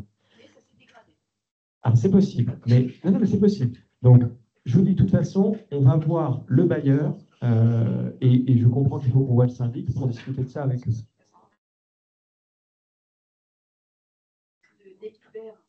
Oui, alors les Uber, ça c'est le conseil de quartier, c'est la présidente de conseil de quartier qui me harcelait tous les jours pour me dire, ce maire, là, il faut trouver une solution. Et Éric Pio est intervenu auprès de la société, a fait plusieurs courriers, a discuté avec eux, et à force, on est parvenu à leur proposer un autre point, en fait, pour qu'ils puissent stationner et ne pas vous déranger. Donc, oui. Mais, mais tous les sujets qu'il y a comme ça à traiter, parfois on peut obtenir des résultats rapidement, et d'autres fois c'est plus lent. Je vous parlais des rats. On peut décider demain qu'il n'y aura plus de rats, ça ne changera rien, il y aura toujours des rats parce que ça nous dépasse. Et quand on a des problèmes de fréquentation sur un quartier, c'est toujours plus long à traiter nécessairement parce que les gens, vous ne pouvez pas les désintégrer, ils sont là, et vous ne pouvez pas être tout le temps derrière eux non plus. Mais pour autant, je vous dis, le sujet, on l'a vu, on s'en est occupé, on en a parlé avec le commissaire, un mail a été envoyé au bailleur pour discuter avec lui. Donc, on s'en occupe. Voilà ce que je peux vous dire. Monsieur. Bonjour, Charles Chenet, je suis au Manet de 4 ans et avant j'étais à la sonnerie. Chez nous, construction, on s'est fait à 50 ans dans le alimentaire. Et j'avais monsieur le maire, directeur du cabinet, au niveau de l'école de la résidence Lula. Moi, je vais parler de la petite enfance. Effectivement, j'ai deux petites filles de 4 ans et 7 ans qui sont dans cette école-là et effectivement, c'est un cadre génial pour ces petites filles. Elles font du sport aussi dans la ville et là, c'est génial. On peut tout faire dans cette ville et c'est pour ça aussi qu'on est venu ici. Je pense que c'est pour ça que les jeunes familles, les jeunes parents, les gens un peu plus âgés, mais qui veulent être aussi sur un cadre de vie dynamique et agréable et initié Montigny, On peut parler des fermetures d'écoles. Il y en a deux qui vont fermer parce que nécessaire. J'aurais voulu savoir dans combien de temps, prochain coup de rabot ou pas, parce que une école à proximité de domicile, c'est très important pour les familles, pour qu'on puisse aller travailler sereinement, etc. Donc, il faut avoir un vue là-dessus. Et au niveau des crèches aussi, moi, j'ai quitté les crèches, mais dans les crèches à Montigny. Ça s'est dégradé un petit peu au fil du temps, parce que très dur, il y a eu le Covid, il y a eu plein de choses. Merci, c'est quand même le matin, et c'est très dur, et j'aimerais qu'on les récompense plus. Alors, je ne sais pas comment, mais c'est un métier très dur, je l'aime de moi. Et voilà, j'aimerais que ça perdure, parce que c'est aussi important pour les jeunes familles qui viennent aussi faire des autres dans un cadre. On est bien et on les s'habitue. Très bien. Alors, d'abord sur les écoles. Effectivement, nous avons pris la décision de fermer 2 établissements scolaires sur la ville. Un sur le quartier de la Sourderie, c'est l'école Verlaine. Alors quand je dis l'école, les écoles, il y a l'école maternelle et l'école élémentaire. Et sur le centre-ville, nous avons fermé Rimbaud. C'est fortuit, hein, Verlaine et Rimbaud. Pourquoi nous avons choisi ces écoles-là? Parce que nous avons choisi des écoles qui étaient dans un quartier où elles étaient entourées à proximité d'autres écoles. Ce qui rendait pour les parents plus acceptable la fermeture, puisqu'il n'y avait pas beaucoup plus à faire pour aller dans la nouvelle école. Le temps que nous travaillons sur ces fermetures d'écoles, donc il a fallu ça a duré sur 2 rentrées scolaires. Chaque année, on a perdu 100 enfants dans nos écoles. On est à un peu plus de 3000. On était à 3200, aujourd'hui nous sommes à 3000. Et je ne sais pas combien nous serons à la prochaine rentrée, mais peut-être que nous serons encore moins. Donc c'est vrai, il faut savoir que dans les années 90, la population enfantine dépassait les 6000 enfants.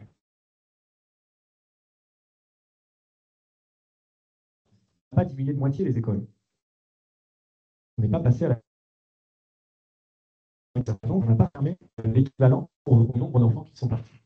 Donc aujourd'hui, on est en train de regarder, et c'est ce qu'on avait annoncé, puisque vous l'avez peut-être vu, on a travaillé sur la fermeture des écoles, mais pas que, on a lancé les assises de l'éducation.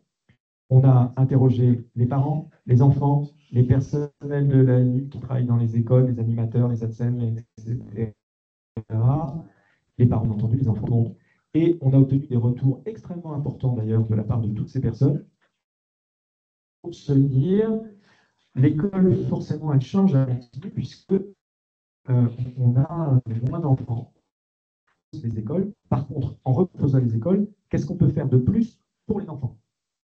En s'appuyant là-dessus, qu'est-ce qu'on peut faire de plus? Et vous voyez, cette semaine, par exemple, on a organisé lundi soir un temps de forum où les services de la ville ont réuni toutes les structures, instances, associations, membres de la ville qui peuvent proposer des activités aux enseignants pour l'année scolaire à venir.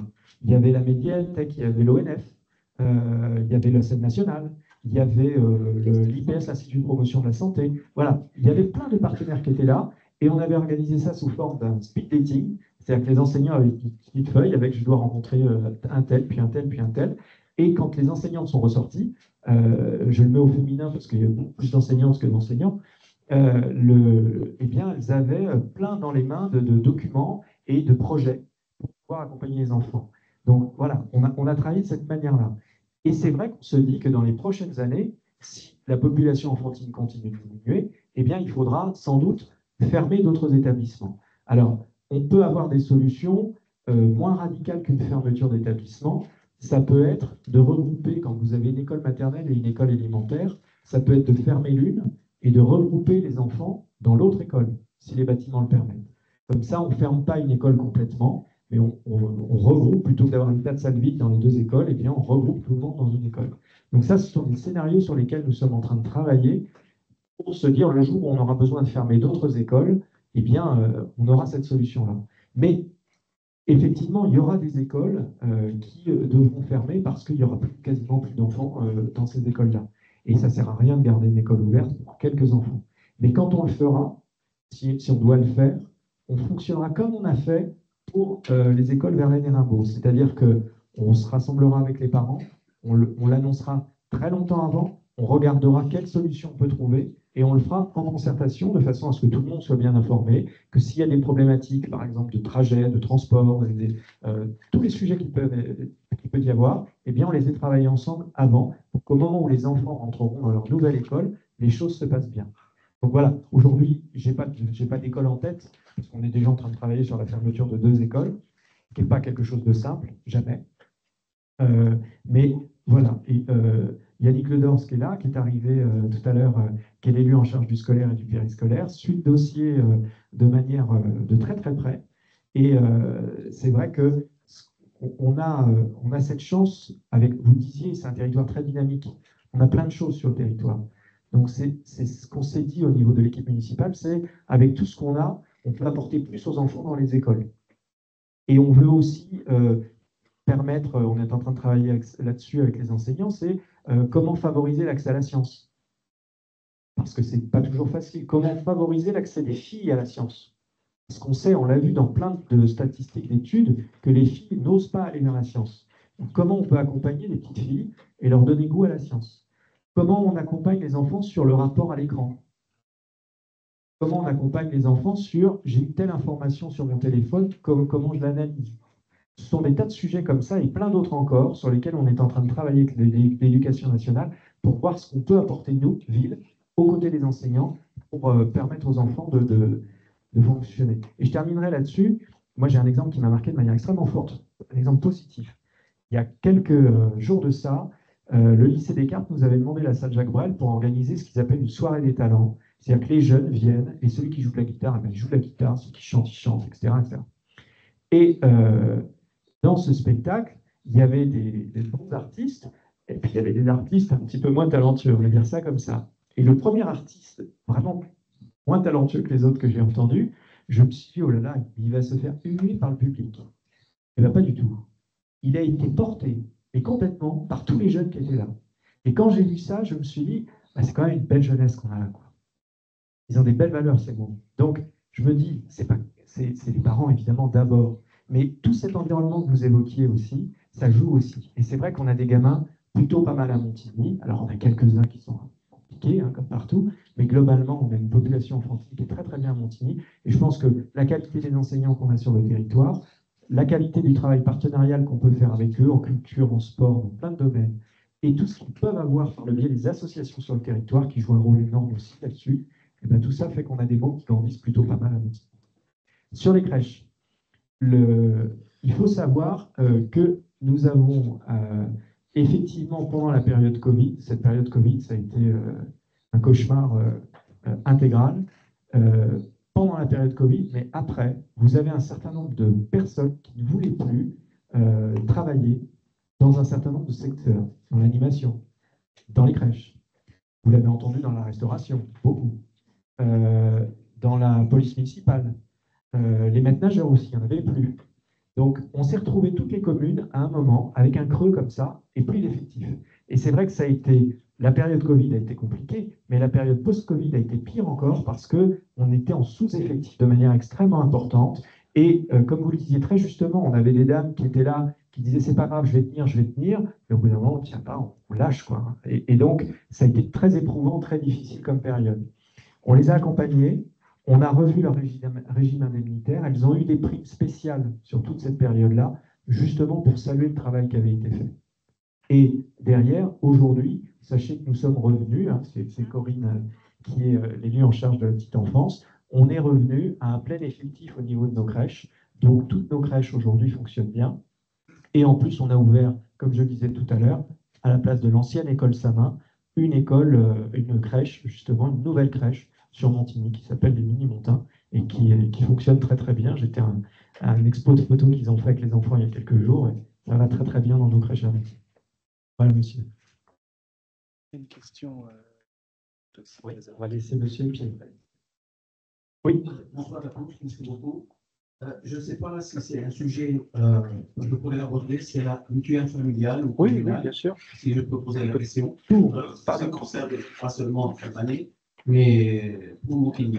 Oui. Alors, souvenez-vous, monsieur le maire, il y a eu 2 réunions publiques l'année dernière On s'est inscrit, on était plusieurs centaines, vous le savez très bien, et on devait être contacté. On n'a pas été contacté, loin de là. Et il y a peu de temps, on a un flyer dans nos boîtes aux lettres, justement sur ce sujet-là. Je ne sais pas si ce flyer nous invite à nous-mêmes aller chercher l'information chez vous, mais on est un peu désemparés. Je ne sais pas quoi faire. Je prends rendez-vous, sachant que la permanence, c'est un peu chétif, si vous voulez, c'est 3 heures par semaine. Et si j'ai bien compris, il n'y a que 2 personnes qui s'occupent du dossier. Est-ce que c'est sérieux? Est-ce qu'on continue? Je ne sais pas. Si vous pouvez nous éclairer sur ce sujet-là, merci beaucoup. Merci. Oui, oui, alors bien sûr. En fait,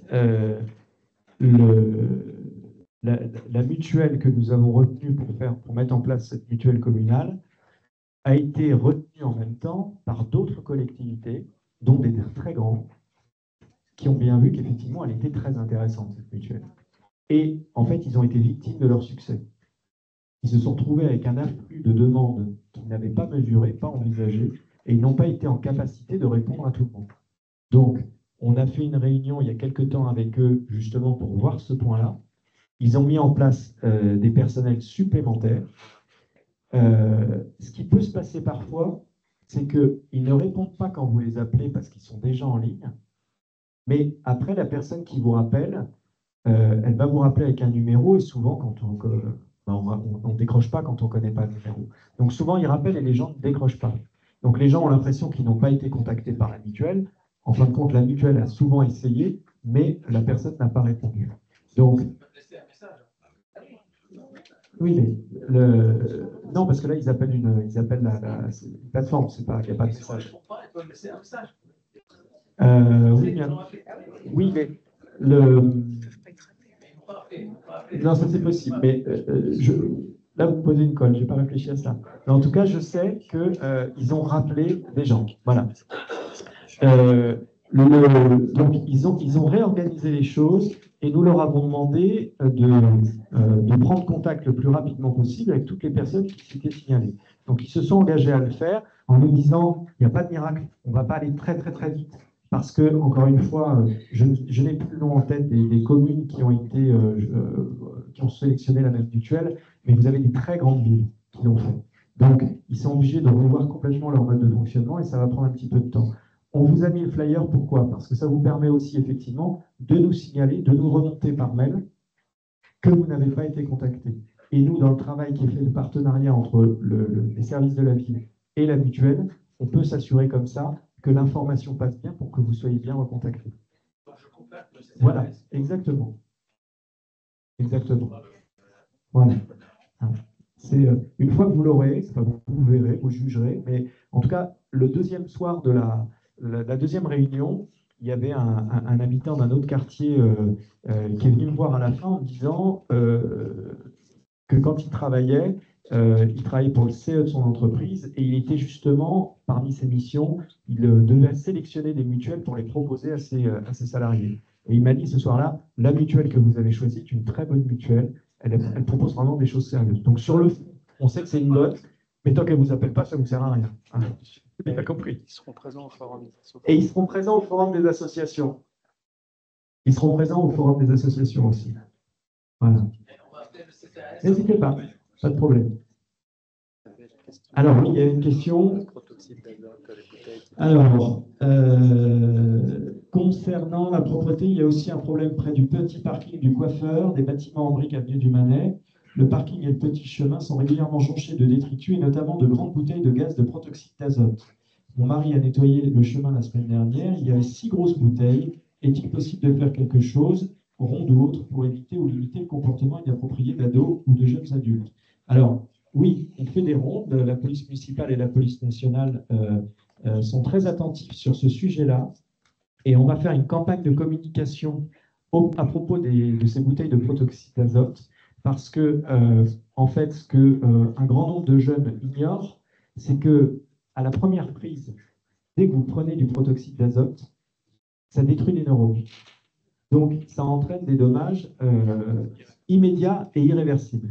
Donc, on va faire toute une campagne de communication là-dessus pour sensibiliser, alors vous en aurez certains qui de toute façon, même si on leur dit continuons, on le sait bien, mais pour le jeune qui se laisse un peu embarquer et qui ferait ça comme ça en croyant que c'est drôle, on va lui expliquer au moins qu'on est face à quelque chose d'extrêmement dangereux au niveau de la santé. Mais oui, bien sûr, on fait des rondes sur le sujet. Est-ce qu'il y a, je vois monsieur là-bas, mais avant, attendez, est-ce qu'il y a d'autres questions que monsieur? Voilà, bon, le monsieur là-bas, on viendra à vous après, monsieur. Par contre, il faudrait dire que les gens, il faut qu'ils mettent en déchetterie, parce qu'il faut surtout. C'est comme ça qu'on est des soucis aussi. Bonjour, monsieur. Vous avez tout le carnac. Oui. Et on a eu des affaires de prostitution dans la rue. Est-ce qu'on peut avoir votre état des lieux de. Oui, c'est vrai. Vous allez sur la mire, hein. Production, c'est chaud. Un bâtiment. Oui, on connaît bien, madame. Alors, on a effectivement eu seulement de la prostitution, mais on va dire de manière plus générale, une occupation complètement illicite, illégale, inappropriée d'un appartement par quelqu'un qui l'avait mis sur des sites type Booking.com et Airbnb pour le mettre en location. Et dans ce logement, effectivement, il y avait tout un tas d'activités qui n'avaient pas lieu d'être dans ce genre de logement. Et donc, nous avons été interpellés par un certain nombre d'habitants, surtout ceux qui, évidemment, habitent proches, pour nous signaler cette situation. On a regardé deux aspects. D'abord, on a vu avec le commissaire pour qu'il y ait des patrouilles de fait. Et on s'est aperçu que la loi française là-dessus n'est pas très bien faite et qu'il c'est assez compliqué d'intervenir à l'intérieur d'un logement. Donc, on lui disait, mais on a des photos, puisqu'on a eu des photos, on voyait des clients arriver, ressortir, etc., etc. Et donc, on a donné ça à la police nationale, qui a dit, mais je ne peux pas utiliser ça pour agir dans le logement. Donc, il a fallu travailler autrement. Et puis, le deuxième point que nous avons regardé, c'est réglementairement, est-ce qu'une ville, est-ce qu'une copro peut empêcher une utilisation inappropriée d'un logement? Donc, il y a des choses qui ont été vues avec la copropriété pour qu'il y ait un vote et que l'activité, non pas de prostitution, mais d'occupation en Airbnb du logement soit proscrite. Ça a été une première démarche. Et nous avons écrit au service de l'État pour leur demander comment pouvoir intervenir ou comment faire changer la loi pour qu'on soit armé quand on a des problématiques de ce genre. Parce que c'est une problématique qui se répand de plus en plus dans toutes les villes. C'est-à-dire que vous n'avez pas forcément de la prostitution, mais ce qu'on appelle les love rooms. Hein, sur Airbnb, vous pouvez louer pour 2-3 heures un appartement. Vous arrivez, il y a des pétales de rose sur le lit, il y a tout un tas de choses. Et donc, on en a quelques-uns sur la ville qui sont apparus comme ça et qui, évidemment, posent des problèmes souvent au voisinage. Hein, on a eu un cas encore tout récemment où ça hurlait dans la rue parce qu'un monsieur avait loué cette love room pour y aller avec une jeune femme, mais sa femme, à lui, le suivait sur son téléphone. Et donc, elle est arrivée dans la rue et elle a fait un esclandre devant l'appartement où était son mari qui était censé être au foot. Donc voilà, on est face à cette situation. Donc, le cas que vous avez évoqué, il y a eu des actions de mener et à ce jour, la situation s'est calmée. Voilà. Je vous dis ça très prudemment parce que tant que c'est la même personne qui est propriétaire du logement, je ne sais pas ce que demain elle pourrait recommencer. Mais à ce jour, la situation s'est calmée. Et nous essayons de voir avec les services de l'État. J'ai sollicité le sénateur, le député, j'en ai parlé au préfet, de voir ce qu'il est possible de faire pour empêcher ce genre de choses, parce que ça fait des allées et venues permanentes, des fréquentations pas toujours extraordinaires, et puis je ne parle pas de prostitution quand je dis ça, et au pire, vous avez de la prostitution ou du trafic de drogue, des choses comme ça. Donc voilà, on est bien au courant du dossier, on y travaille, on en parlait encore avec le commissaire aujourd'hui. Voilà. Je vous en prie. Monsieur, vous vouliez on va faire. Oui, juste monsieur là, et puis après vous. Bonsoir. Encore un sujet sécurité, un petit peu plus loin derrière vous.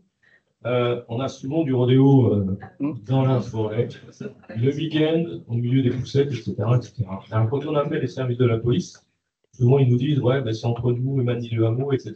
Et alors, est-ce qu'il y a quelque chose de mis en place avec les collègues de Manille-le-Hameau pour essayer de juguler la chose?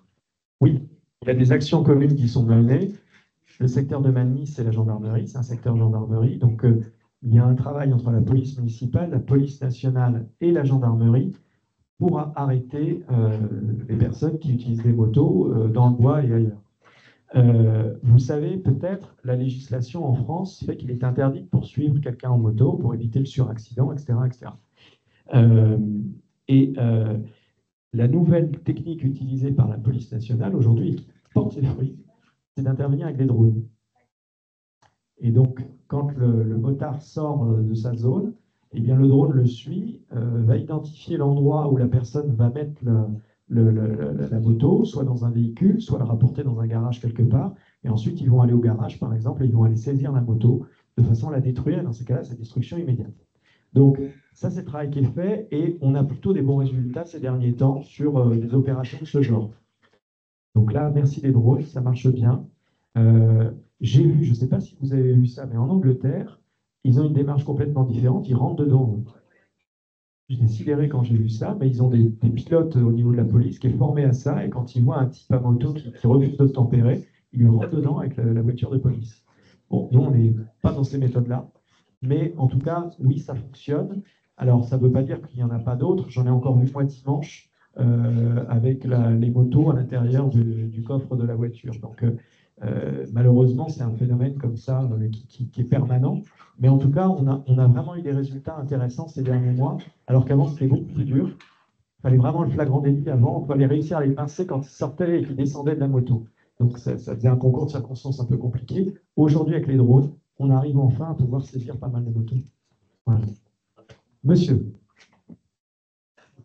Avant de revenir sur la même avenue, juste sur un protoxyde d'azote. En fait, il se trouve que je suis enseignant au collège de physique chimie, pour le coup, ancien chargé de mission, et en fait, en 2020, il y a une légère modification des programmes sur lequel apparaît le protoxyde d'azote qui doit normalement être abordé en collège. Pour des campagnes de sensibilisation. Vous pouvez normalement vous appeler sur les collèges, parce qu'en général, les collèges ne vont pas forcément regarder cette modification qui est à la marge, ou qui n'est pas forcément faite, mais je pense que vous pouvez vous appuyer des collèges, en tout cas, et des collègues. Je close ce chapitre sur la petite allée devant Saint-François. En fait, j'ai fait un ticket PEPS à la Castille parce qu'on trouvait que le bus arrivait un peu vite. Alors, dans les deux sens, à la fois le premier sens lorsqu'il arrive du garage Renault où il veut avoir le feu vert, où il prend l'orange et il arrive, en fait, il bombarde. Et dans l'autre sens aussi pour avoir le feu. La Castille a été assez réactif. Ils nous ont placé un compteur assez rapidement, en 10 jours. Bon, ils ne l'ont pas placé à l'endroit où la vitesse allait être mesurée à son maximum. Je leur ai fait un retour. Néanmoins, ils ont mesuré des vitesses entre 40 et 50 km/h, que jugé en tant que citoyen, en tant qu'habitant, un peu élevé par rapport à l'endroit. Et surtout que ça ne se fait pas forcément lorsqu'il y a des élèves, parce que ça se passe devant le collège. Ça se passe surtout, en fait, le soir, tard ou le matin très tôt. Alors, la conséquence, elle est simple, c'est qu'en plus, associé au fait qu'il y ait deux rainures devant le portail de Saint-François, deux rainures au sol, lorsque je parle de rainures, c'est-à-dire c'est du bitume qui a été refait. Et en fait, ce qui se passe, c'est que les maisons, elles vibrent. Et nous, pendant longtemps, on est encore réveillé à certains moments à 5h30 le matin et à 1h30 le soir, c'est le premier et le dernier bus, parce qu'en fait, ça fait effet, le bus qui arrive à cette vitesse-là, sinon, normalement, on ne le fait pas. Mais s'il arrive à cette vitesse-là, en fait, ça fait vibrer les maisons. Donc, c'est 4 maisons neuves.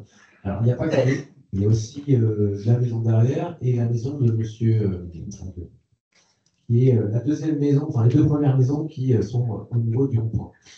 Donc, le bitume a été refait sur l'avenue du Manet.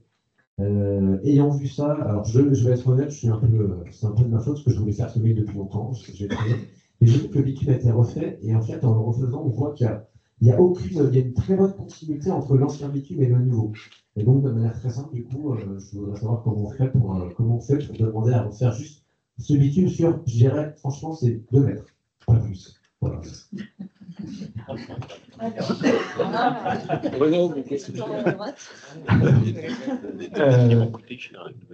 Oui, quand on refait une voirie, on essaye effectivement de faire les choses de manière à ce que ce soit le plus indolore, le moins visible possible.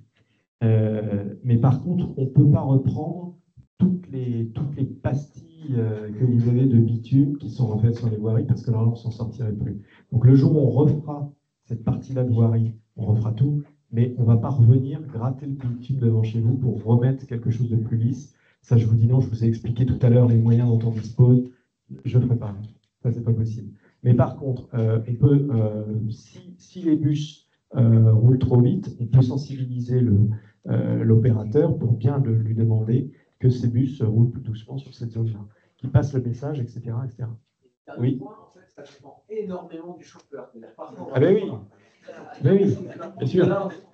Ben oui, c'est normal. C'est normal. C'est pas la partie qu'on a reprise. Parce que le bus, il tourne avant. Oui, je sais.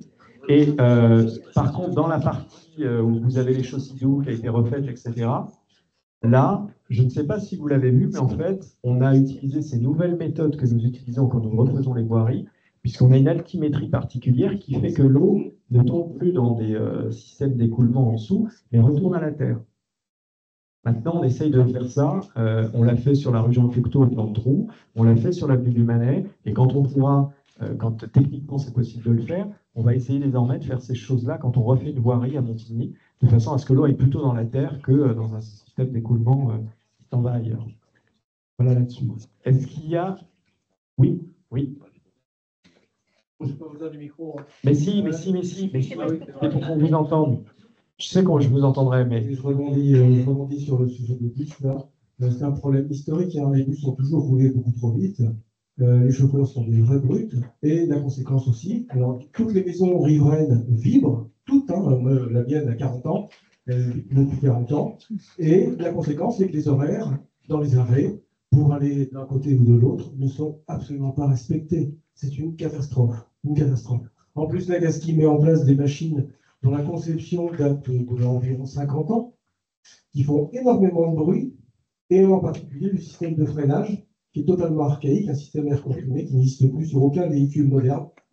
Donc c'est aberrant. La situation au niveau des bus, c'est aberrant. Pas d'autre sujet. Une autre question, un autre point. L'aire de jeu à la Mésangère est accessible aux voitures depuis qu'elle a été ouverte par vos soins. Vos services, hein, plutôt.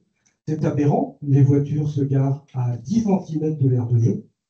Aucune protection. Donc, si vous attendez qu'un gosse se fasse écraser, ça arrivera. Merci. Alors, sur le premier sujet des bus, donc on va écrire de toute façon pour demander à ce que les chauffeurs qui se prennent pour les pilotes de Formule 1 aillent un petit peu plus doucement. Après, sur les bus choisis par Saint-Quentin, on n'est pas sur à des achats de bus par Saint-Quentin, puisqu'on passe par des délégations de services publics. Et donc, c'est le mieux-disant qui est retenu. Donc, comme on a changé... Voilà. Donc, vous avez des opérateurs qui sont là avec des bus qui sont ce qu'ils sont. Mais il y a des impositions qui peuvent être faites par les collectivités pour imposer des systèmes qui ne fassent pas de bruit dans la mesure où la concentration urbaine sur le parcours est importante. Ben, j'imagine que quand le bus passe à la sourderie où il y a beaucoup d'immeubles, les gens sont réveillés à 5 h du matin, et ça vibre dans les étages aussi. Hein. Alors écoutez, à ce jour, ça n'est pas un sujet... Non, mais je vous dis juste les choses de manière objective. Ça n'est... Mais en tout cas, ce n'est pas quelque chose qui m'est remonté par les habitants d'autres quartiers sur des problématiques de genre. Parfois d'un chauffeur qui va trop vite, ça oui. Mais sur les bruits des bus, non, pas tellement. Et je voudrais juste modérer un petit peu ça, d'autant que là, c'est pas Montigny, c'est Saint-Quentin, mais soyons quand même conscients, derrière tout ça, qu'on a un réseau de bus exceptionnel. Ça n'est pas le sujet. Non, mais c'est aussi... pardon, j'ai entendu le vôtre, mais entendez ça aussi, qu'on ne parte pas en se disant, vraiment, c'est déplorable sur le territoire. On a un réseau de bus qui est le deuxième de France, après celui de Paris, alors qu'on n'est pas forcément la zone la plus dense en dehors de Paris. Donc, ajouter que depuis le 1er janvier, c'est encore mieux, parce qu'on paye beaucoup moins cher. Donc, et ça dépend encore moins de nous, puisque ça dépend de la région. Mais ouais, soyons conscients de ça aussi. J'entends les critiques sur le système, etc. Mais soyons conscients quand même qu'on a un réseau de bus qui nous permet de nous déplacer à des tarifs intéressants. Et ça, c'est plutôt une bonne chose. J'ai compris ça. Oui, oui.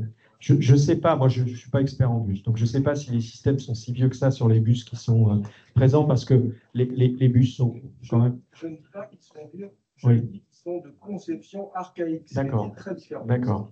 Bon, écoutez, j'en parlerai à mon homologue Jean-Baptiste Amoni, qui est en charge des transports. Je lui poserai la question sur les systèmes des bus. Et le deuxième sujet, par contre, alors là, ça, il faut qu'on regarde effectivement cette histoire d'accès là.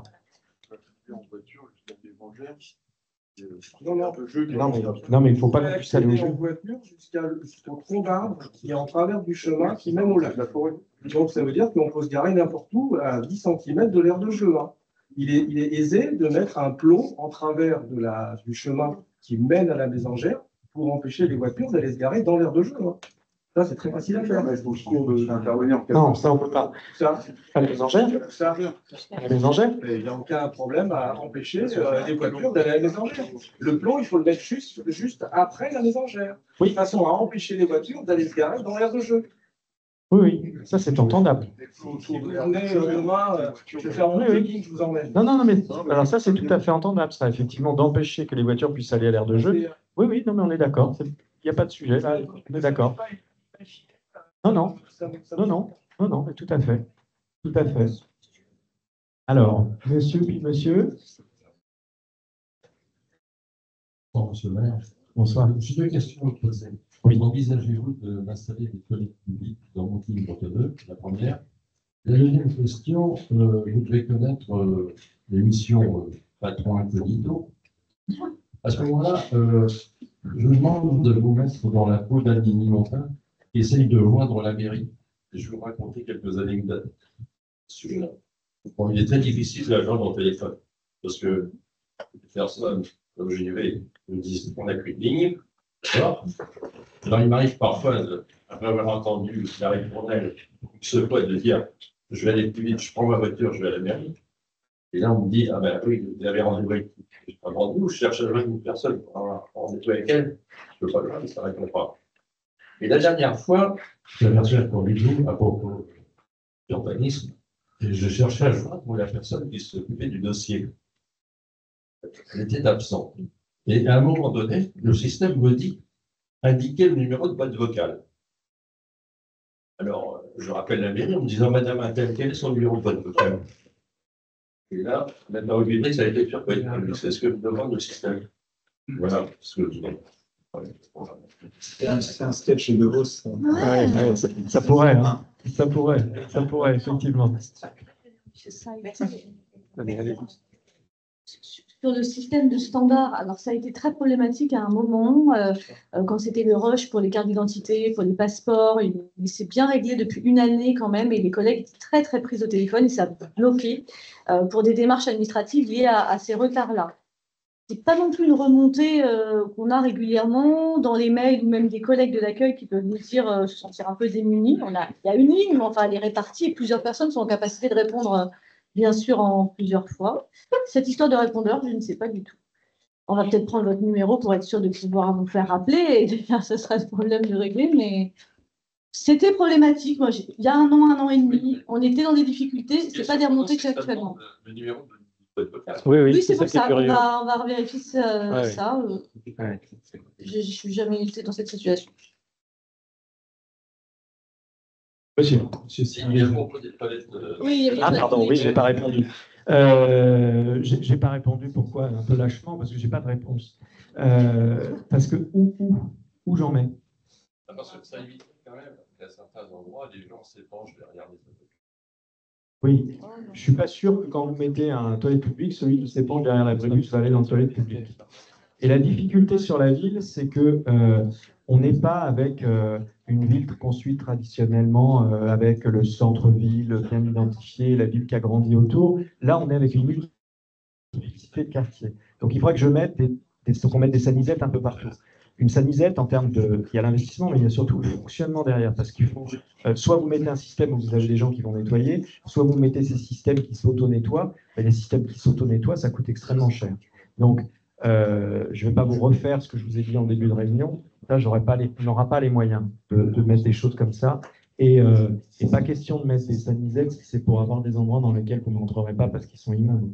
Donc, non, là, j'ai pas. Autant, il faut qu'il y en ait quand on est dans des endroits comme le centre-ville, qu'on puisse accéder à des toilettes dans des endroits comme ça. Mais dans les quartiers comme ça, non, là, on n'en mettra pas. Alors, vous en avez à la gare. Et vous en avez sur le canal également. Donc, il y en a quand même, vous voyez. Mais c'est ça la difficulté. C'est une ville très étendue. Donc, c'est pour ça où je mets les toilettes. Vous voyez, c'est ça le problème. Monsieur. Bonsoir, monsieur Simonet, j'habite le quartier du Manet. Une question pour monsieur Piro et puis une question très très rapide pour monsieur Roussard. Actuellement, on voit une recrudescence du vol de pièces détachées sur les automobiles. Comme Montigny, je ne sais pas si la commune est touchée. Notre fils, qui habite une commune avoisinante, il s'est fait voler une caméra de recul, une Clio 5.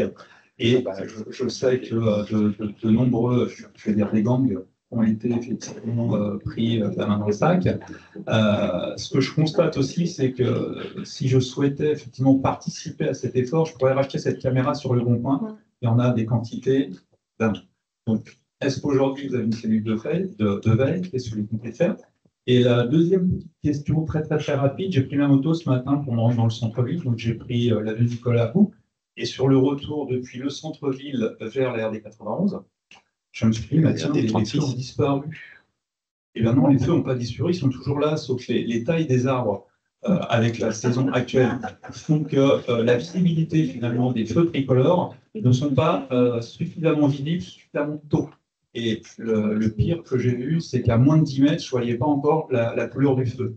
Donc c'est juste pour vous alerter que dans certains cas, sur la ville Kieps, par exemple, quand on vient de Trappes, direction effectivement le Christ de Saclay, on a des arbres qui sont très bien délagués, on a effectivement des feux tricolores qui sont vraiment bien visibles, bien identifiés.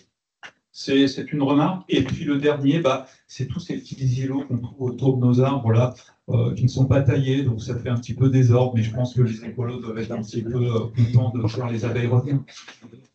Voilà, c'est tout. Alors, sur le sujet des pièces automobiles, c'est un souci très fort que nous avons depuis pas mal de temps. Et on est bien touché à Montigny. On a eu des vagues comme ça assez importantes. Mais comme vous le dites, c'est général. C'est pas Montigny spécifiquement. Ils viennent, il y a des commandes et ils font. Il faut savoir que tous les propriétaires de Golf 5, si vous avez un garage, mettez votre Clio 5. Si vous avez une Clio 5, mettez-la, et les 3008. Alors les anciennes ou les nouvelles? Les nouvelles? Les deux, avec les Clio 5. Clio 5 et 3008, ce sont les plus volés. Les Clio 5. Elles sont. Oui. C'est 400 €, c'est un budget gigantesque. Les assurances ne remboursent pas. Donc c'est vrai que 30 €, c'est voilà, et puis parfois c'est des véhicules complets qui sont associés, comme lorsque tu travailles au garage, effectivement, au Padulac, où vous avez des voitures qui sont complètement dépouillées. Oui, absolument. Donc là-dessus, on a eu, comme vous le disiez très justement, des belles opérations avec des arrestations. On n'a malheureusement pas été suivi des faits au niveau de la justice, qui considérait que ce n'était pas un sujet prioritaire actuellement, et donc il y a s'est montré très indulgent avec les individus qui avaient été pris la main dans le sac, en train de charger le camion, etc. Donc on a fait récemment ce qui s'appelle, c'est une réunion qui se fait dans le cadre du contrat local de sécurité et de prévention de la délinquance, une instance que je dirige, à laquelle est présente le préfet, le directeur de la sécurité publique du département, le commissaire et un certain nombre d'acteurs du territoire liés, les principaux de collèges, les proviseurs de lycées, les bailleurs sociaux, etc., etc. La société de transport aussi de bus que nous avons sur le territoire. Voilà. Et on fait un point, chacun fait un point sur la sécurité selon ses compétences et de sa fenêtre. Évidemment, on a parlé de ce sujet-là et on a alerté le préfet, d'autant que pour la énième année consécutive, on n'avait personne du tribunal de présent. On les invite chaque année et malheureusement, depuis plus de 10 ans, ils ne viennent jamais. Donc, je l'ai déploré auprès du préfet en disant c'est vraiment dommage. La chaîne jusqu'au tribunal fonctionne vraiment bien. Il fonctionne bien avec le commissaire, les relations avec la police municipale, vraiment tout ça fonctionne très bien. Et puis, au dernier moment, ça n'aboutit pas. Alors, il faut que je traverse ce que je dis, parce que sur tout ce qui est autre type d'affaires, type deal, etc., le tribunal est très réactif désormais. Et là, on a pu faire des belles opérations. Donc, il agit bien dans un certain nombre de domaines. En revanche, effectivement, les vols de pièces d'accessoires auto, pour lui, c'était considéré comme secondaire, et donc il n'était pas suivi. Donc, on a une cartographie qui est faite de tous les sites où nous avons des vols. Donc, les rondes sont faites en fonction de ça, parce qu'on a repéré qu'en fait, ils fonctionnaient par zone. Donc, quand on commence à avoir des vols dans une zone, on sait qu'il faut être vigilant dans cette zone pendant plusieurs nuits. Et à côté de ça, la police nationale continue de suivre tout ce qui se fait. Et sachez qu'on a voté au dernier conseil municipal un dispositif test qu'on a pris donc sur la ville de Montigny avec la police nationale qui s'appelle le LAPI. En fait, c'est un système d'identification de plaques d'immatriculation. Et donc, par ce biais, ça nous permet, avec toutes les caméras que nous avons sur la ville, qui sont reliées à une unité qui dépend de la police nationale, quand il y a enquête après des vols, par exemple, d'accessoires auto, eh bien, la police nationale peut regarder quels sont les véhicules qui ont tourné sur le secteur pendant cette nuit-là. Et comme ça, si ce sont des véhicules connus, d'abord si c'est un véhicule volé, ou si ce sont des véhicules connus pour appartenir à quelqu'un qui a déjà été pris dans des affaires de ce type, eh bien, ça permettra des arrestations comme ça. Donc, on nous a proposé, on nous a demandé si nous étions volontaires pour mettre en place ce dispositif en test. J'ai dit oui tout de suite, pour qu'on essaye, justement, précisément par rapport à ce genre d'affaires, de pouvoir le traiter. Voilà. Oui, c'est le dossier du journal de ce mois-ci. Donc, si vous regardez dans le journal de Montigny, très bon journal d'ailleurs, vous verrez. C'est expliqué. Oui, madame.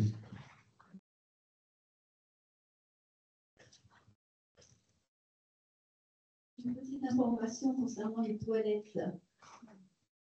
Les auto-écoles se servent des toilettes du gymnase de Brugnon, n'en ayant pas dans la ville. Oui. Et N'importe qui rentre dans les gymnases et qui se sert des toilettes. Et il y a quand même du matériel dans les gymnases. est-ce que vous avez entendu parler de vol dans les gymnases? Pour l'instant, non. Pour l'instant. C'est quoi pour l'instant? Depuis 40 ans? C'est que ça va. Vous avez des gardiens dans chaque gymnase. Donc on rentre, même si ça reste un équipement qui est, ça reste un équipement qui est ouvert. Donc vous avez des gens qui rentrent, mais vous avez un gardien qui est là. Et Brugnon, oui, dans Brugnon, vous êtes sûr que c'est Brugnon? Il n'y a pas un Brugnon. Ouais. Non, mais il y a une salle, effectivement, c'est pas le gymnase. Mais dans les gymnases, je vous dis, on a, par rapport à la fréquentation qui est énorme, hein, quotidienne qu'on a dans les gymnases. Non, mais je vous remercie, mais à la limite, je préfère qu'ils aillent dans les toilettes là que d'uriner derrière l'abribus, comme on disait tout à l'heure, hein, au pire. Hein, voilà. Est-ce qu'il y a d'autres? Je ne sais pas quelle heure il est. 22h30 presque. Monsieur, allez, monsieur, et puis j'ai vu madame là-bas. Et si vous voulez bien, on se fera vos deux questions. Alors. Moi, je suis Julien Leville, j'habite au Palais du Roi. Très bien. Je voulais vous remercier parce que j'ai pris connaissance au premier coup de pioche que l'avenue du Manet avait été refaite, enfin, allait être refaite, et je trouve que c'est une réussite. Merci. Pour avoir séparé les voitures et les piétons, moi, quotidiennement, visuellement, je trouve que ça marche bien. Sur la bande naturelle, est-ce que vous avez prévu de la végétation particulière? C'est la première question. Alors, oui, c'est une noue. Pardon, c'est une noue, c'est-à-dire que c'est ça qui va recueillir les eaux pluviales. Donc oui, il y a une végétation qui sera plantée à l'automne. Voilà. Et la deuxième question, c'est plutôt sur la copropriété en elle-même. On a eu une certaine tension du coup avec le promoteur. Je voulais savoir quelles étaient vos dernières informations à ce sujet. Alors, c'est Antoine qui suit ça de près. À ce jour, rien. Ouais, rien en ce moment. Je sais, parce qu'on a fait un point quand même, quand je vous dis ça, on a fait un point sur la situation il y a un petit mois avec Madame Desmoulins de l'urbanisme que vous connaissez bien. Et donc, je sais que dans les procédures et dans les démarches qui devaient être faites par le promoteur, les choses se font au rythme prévu et ce qui devait être fait est fait. Par contre, c'est le retour que j'ai. peut-être. Non, mais c'est bien si vous me faites un retour différent, comme ça je revérifierai. Partager toutes les infos, mais on connaît quelques difficultés. Et par exemple, je sais que je crois que la conformité n'est toujours pas déposée, puisque du coup, il y a quelques vices qu'on connaît. Oui, qu'on suit ensemble. Alors, votre dossier, enfin, effectivement, on va pas en parler ce soir. Parce que c'est... tous les copropriétaires. Non, mais je ne suis pas. On est. Parce que j'ai deux maisons qui est assez ancienne. Oui, vous, là, effectivement, c'est les plus anciennes de Montélimar. On suit ça depuis le début, puisque c'est vraiment un projet qu'on a porté et dont on était très fiers. Et quand on a vu tous les soucis qu'il y a eu, c'était vraiment terrible, parce que c'est. Enfin, voilà. On envisage quelque chose qui sera le mieux et on a quelque chose qui n'est pas terrible. Donc, on le suit de très près. Je vous invite à reposer la question dans ces cas-là à Madame Desmoulins. Si jamais vous constatez qu'il y a des choses qui ne vont pas, je la vois toutes les semaines, Anne-Marie Desmoulins, et donc elle m'en fera part et on verra si on doit à nouveau faire une réunion avec le promoteur. D'accord? Voilà. Et il y avait Madame. Tu verras samedi. C'est juste une petite remarque rapide pour compléter le problème des espaces verts.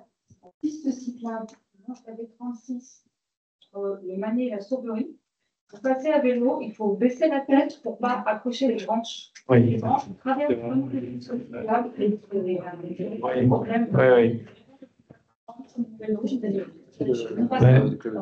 Moi, je passe sur le trottoir d'en face quand je cours et pareil, je fais comme ça aussi. Ouais. Alors, non, ça c'est Sky, ça. C'est Saint-Quentin-en-Yvelines. Donc, on va leur demander. Je ne vous dis pas qu'ils vont faire.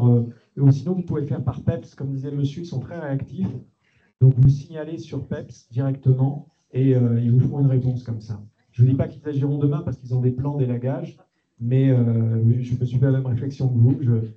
Je slalom comme ça quand je passe moi aussi. Vous avez raison. Bien. Eh bien, écoutez, un grand merci à vous. Et puis, très bonne fin de soirée à tous. Merci d'avoir été là, d'avoir pris de votre temps comme ça. Merci. Merci beaucoup.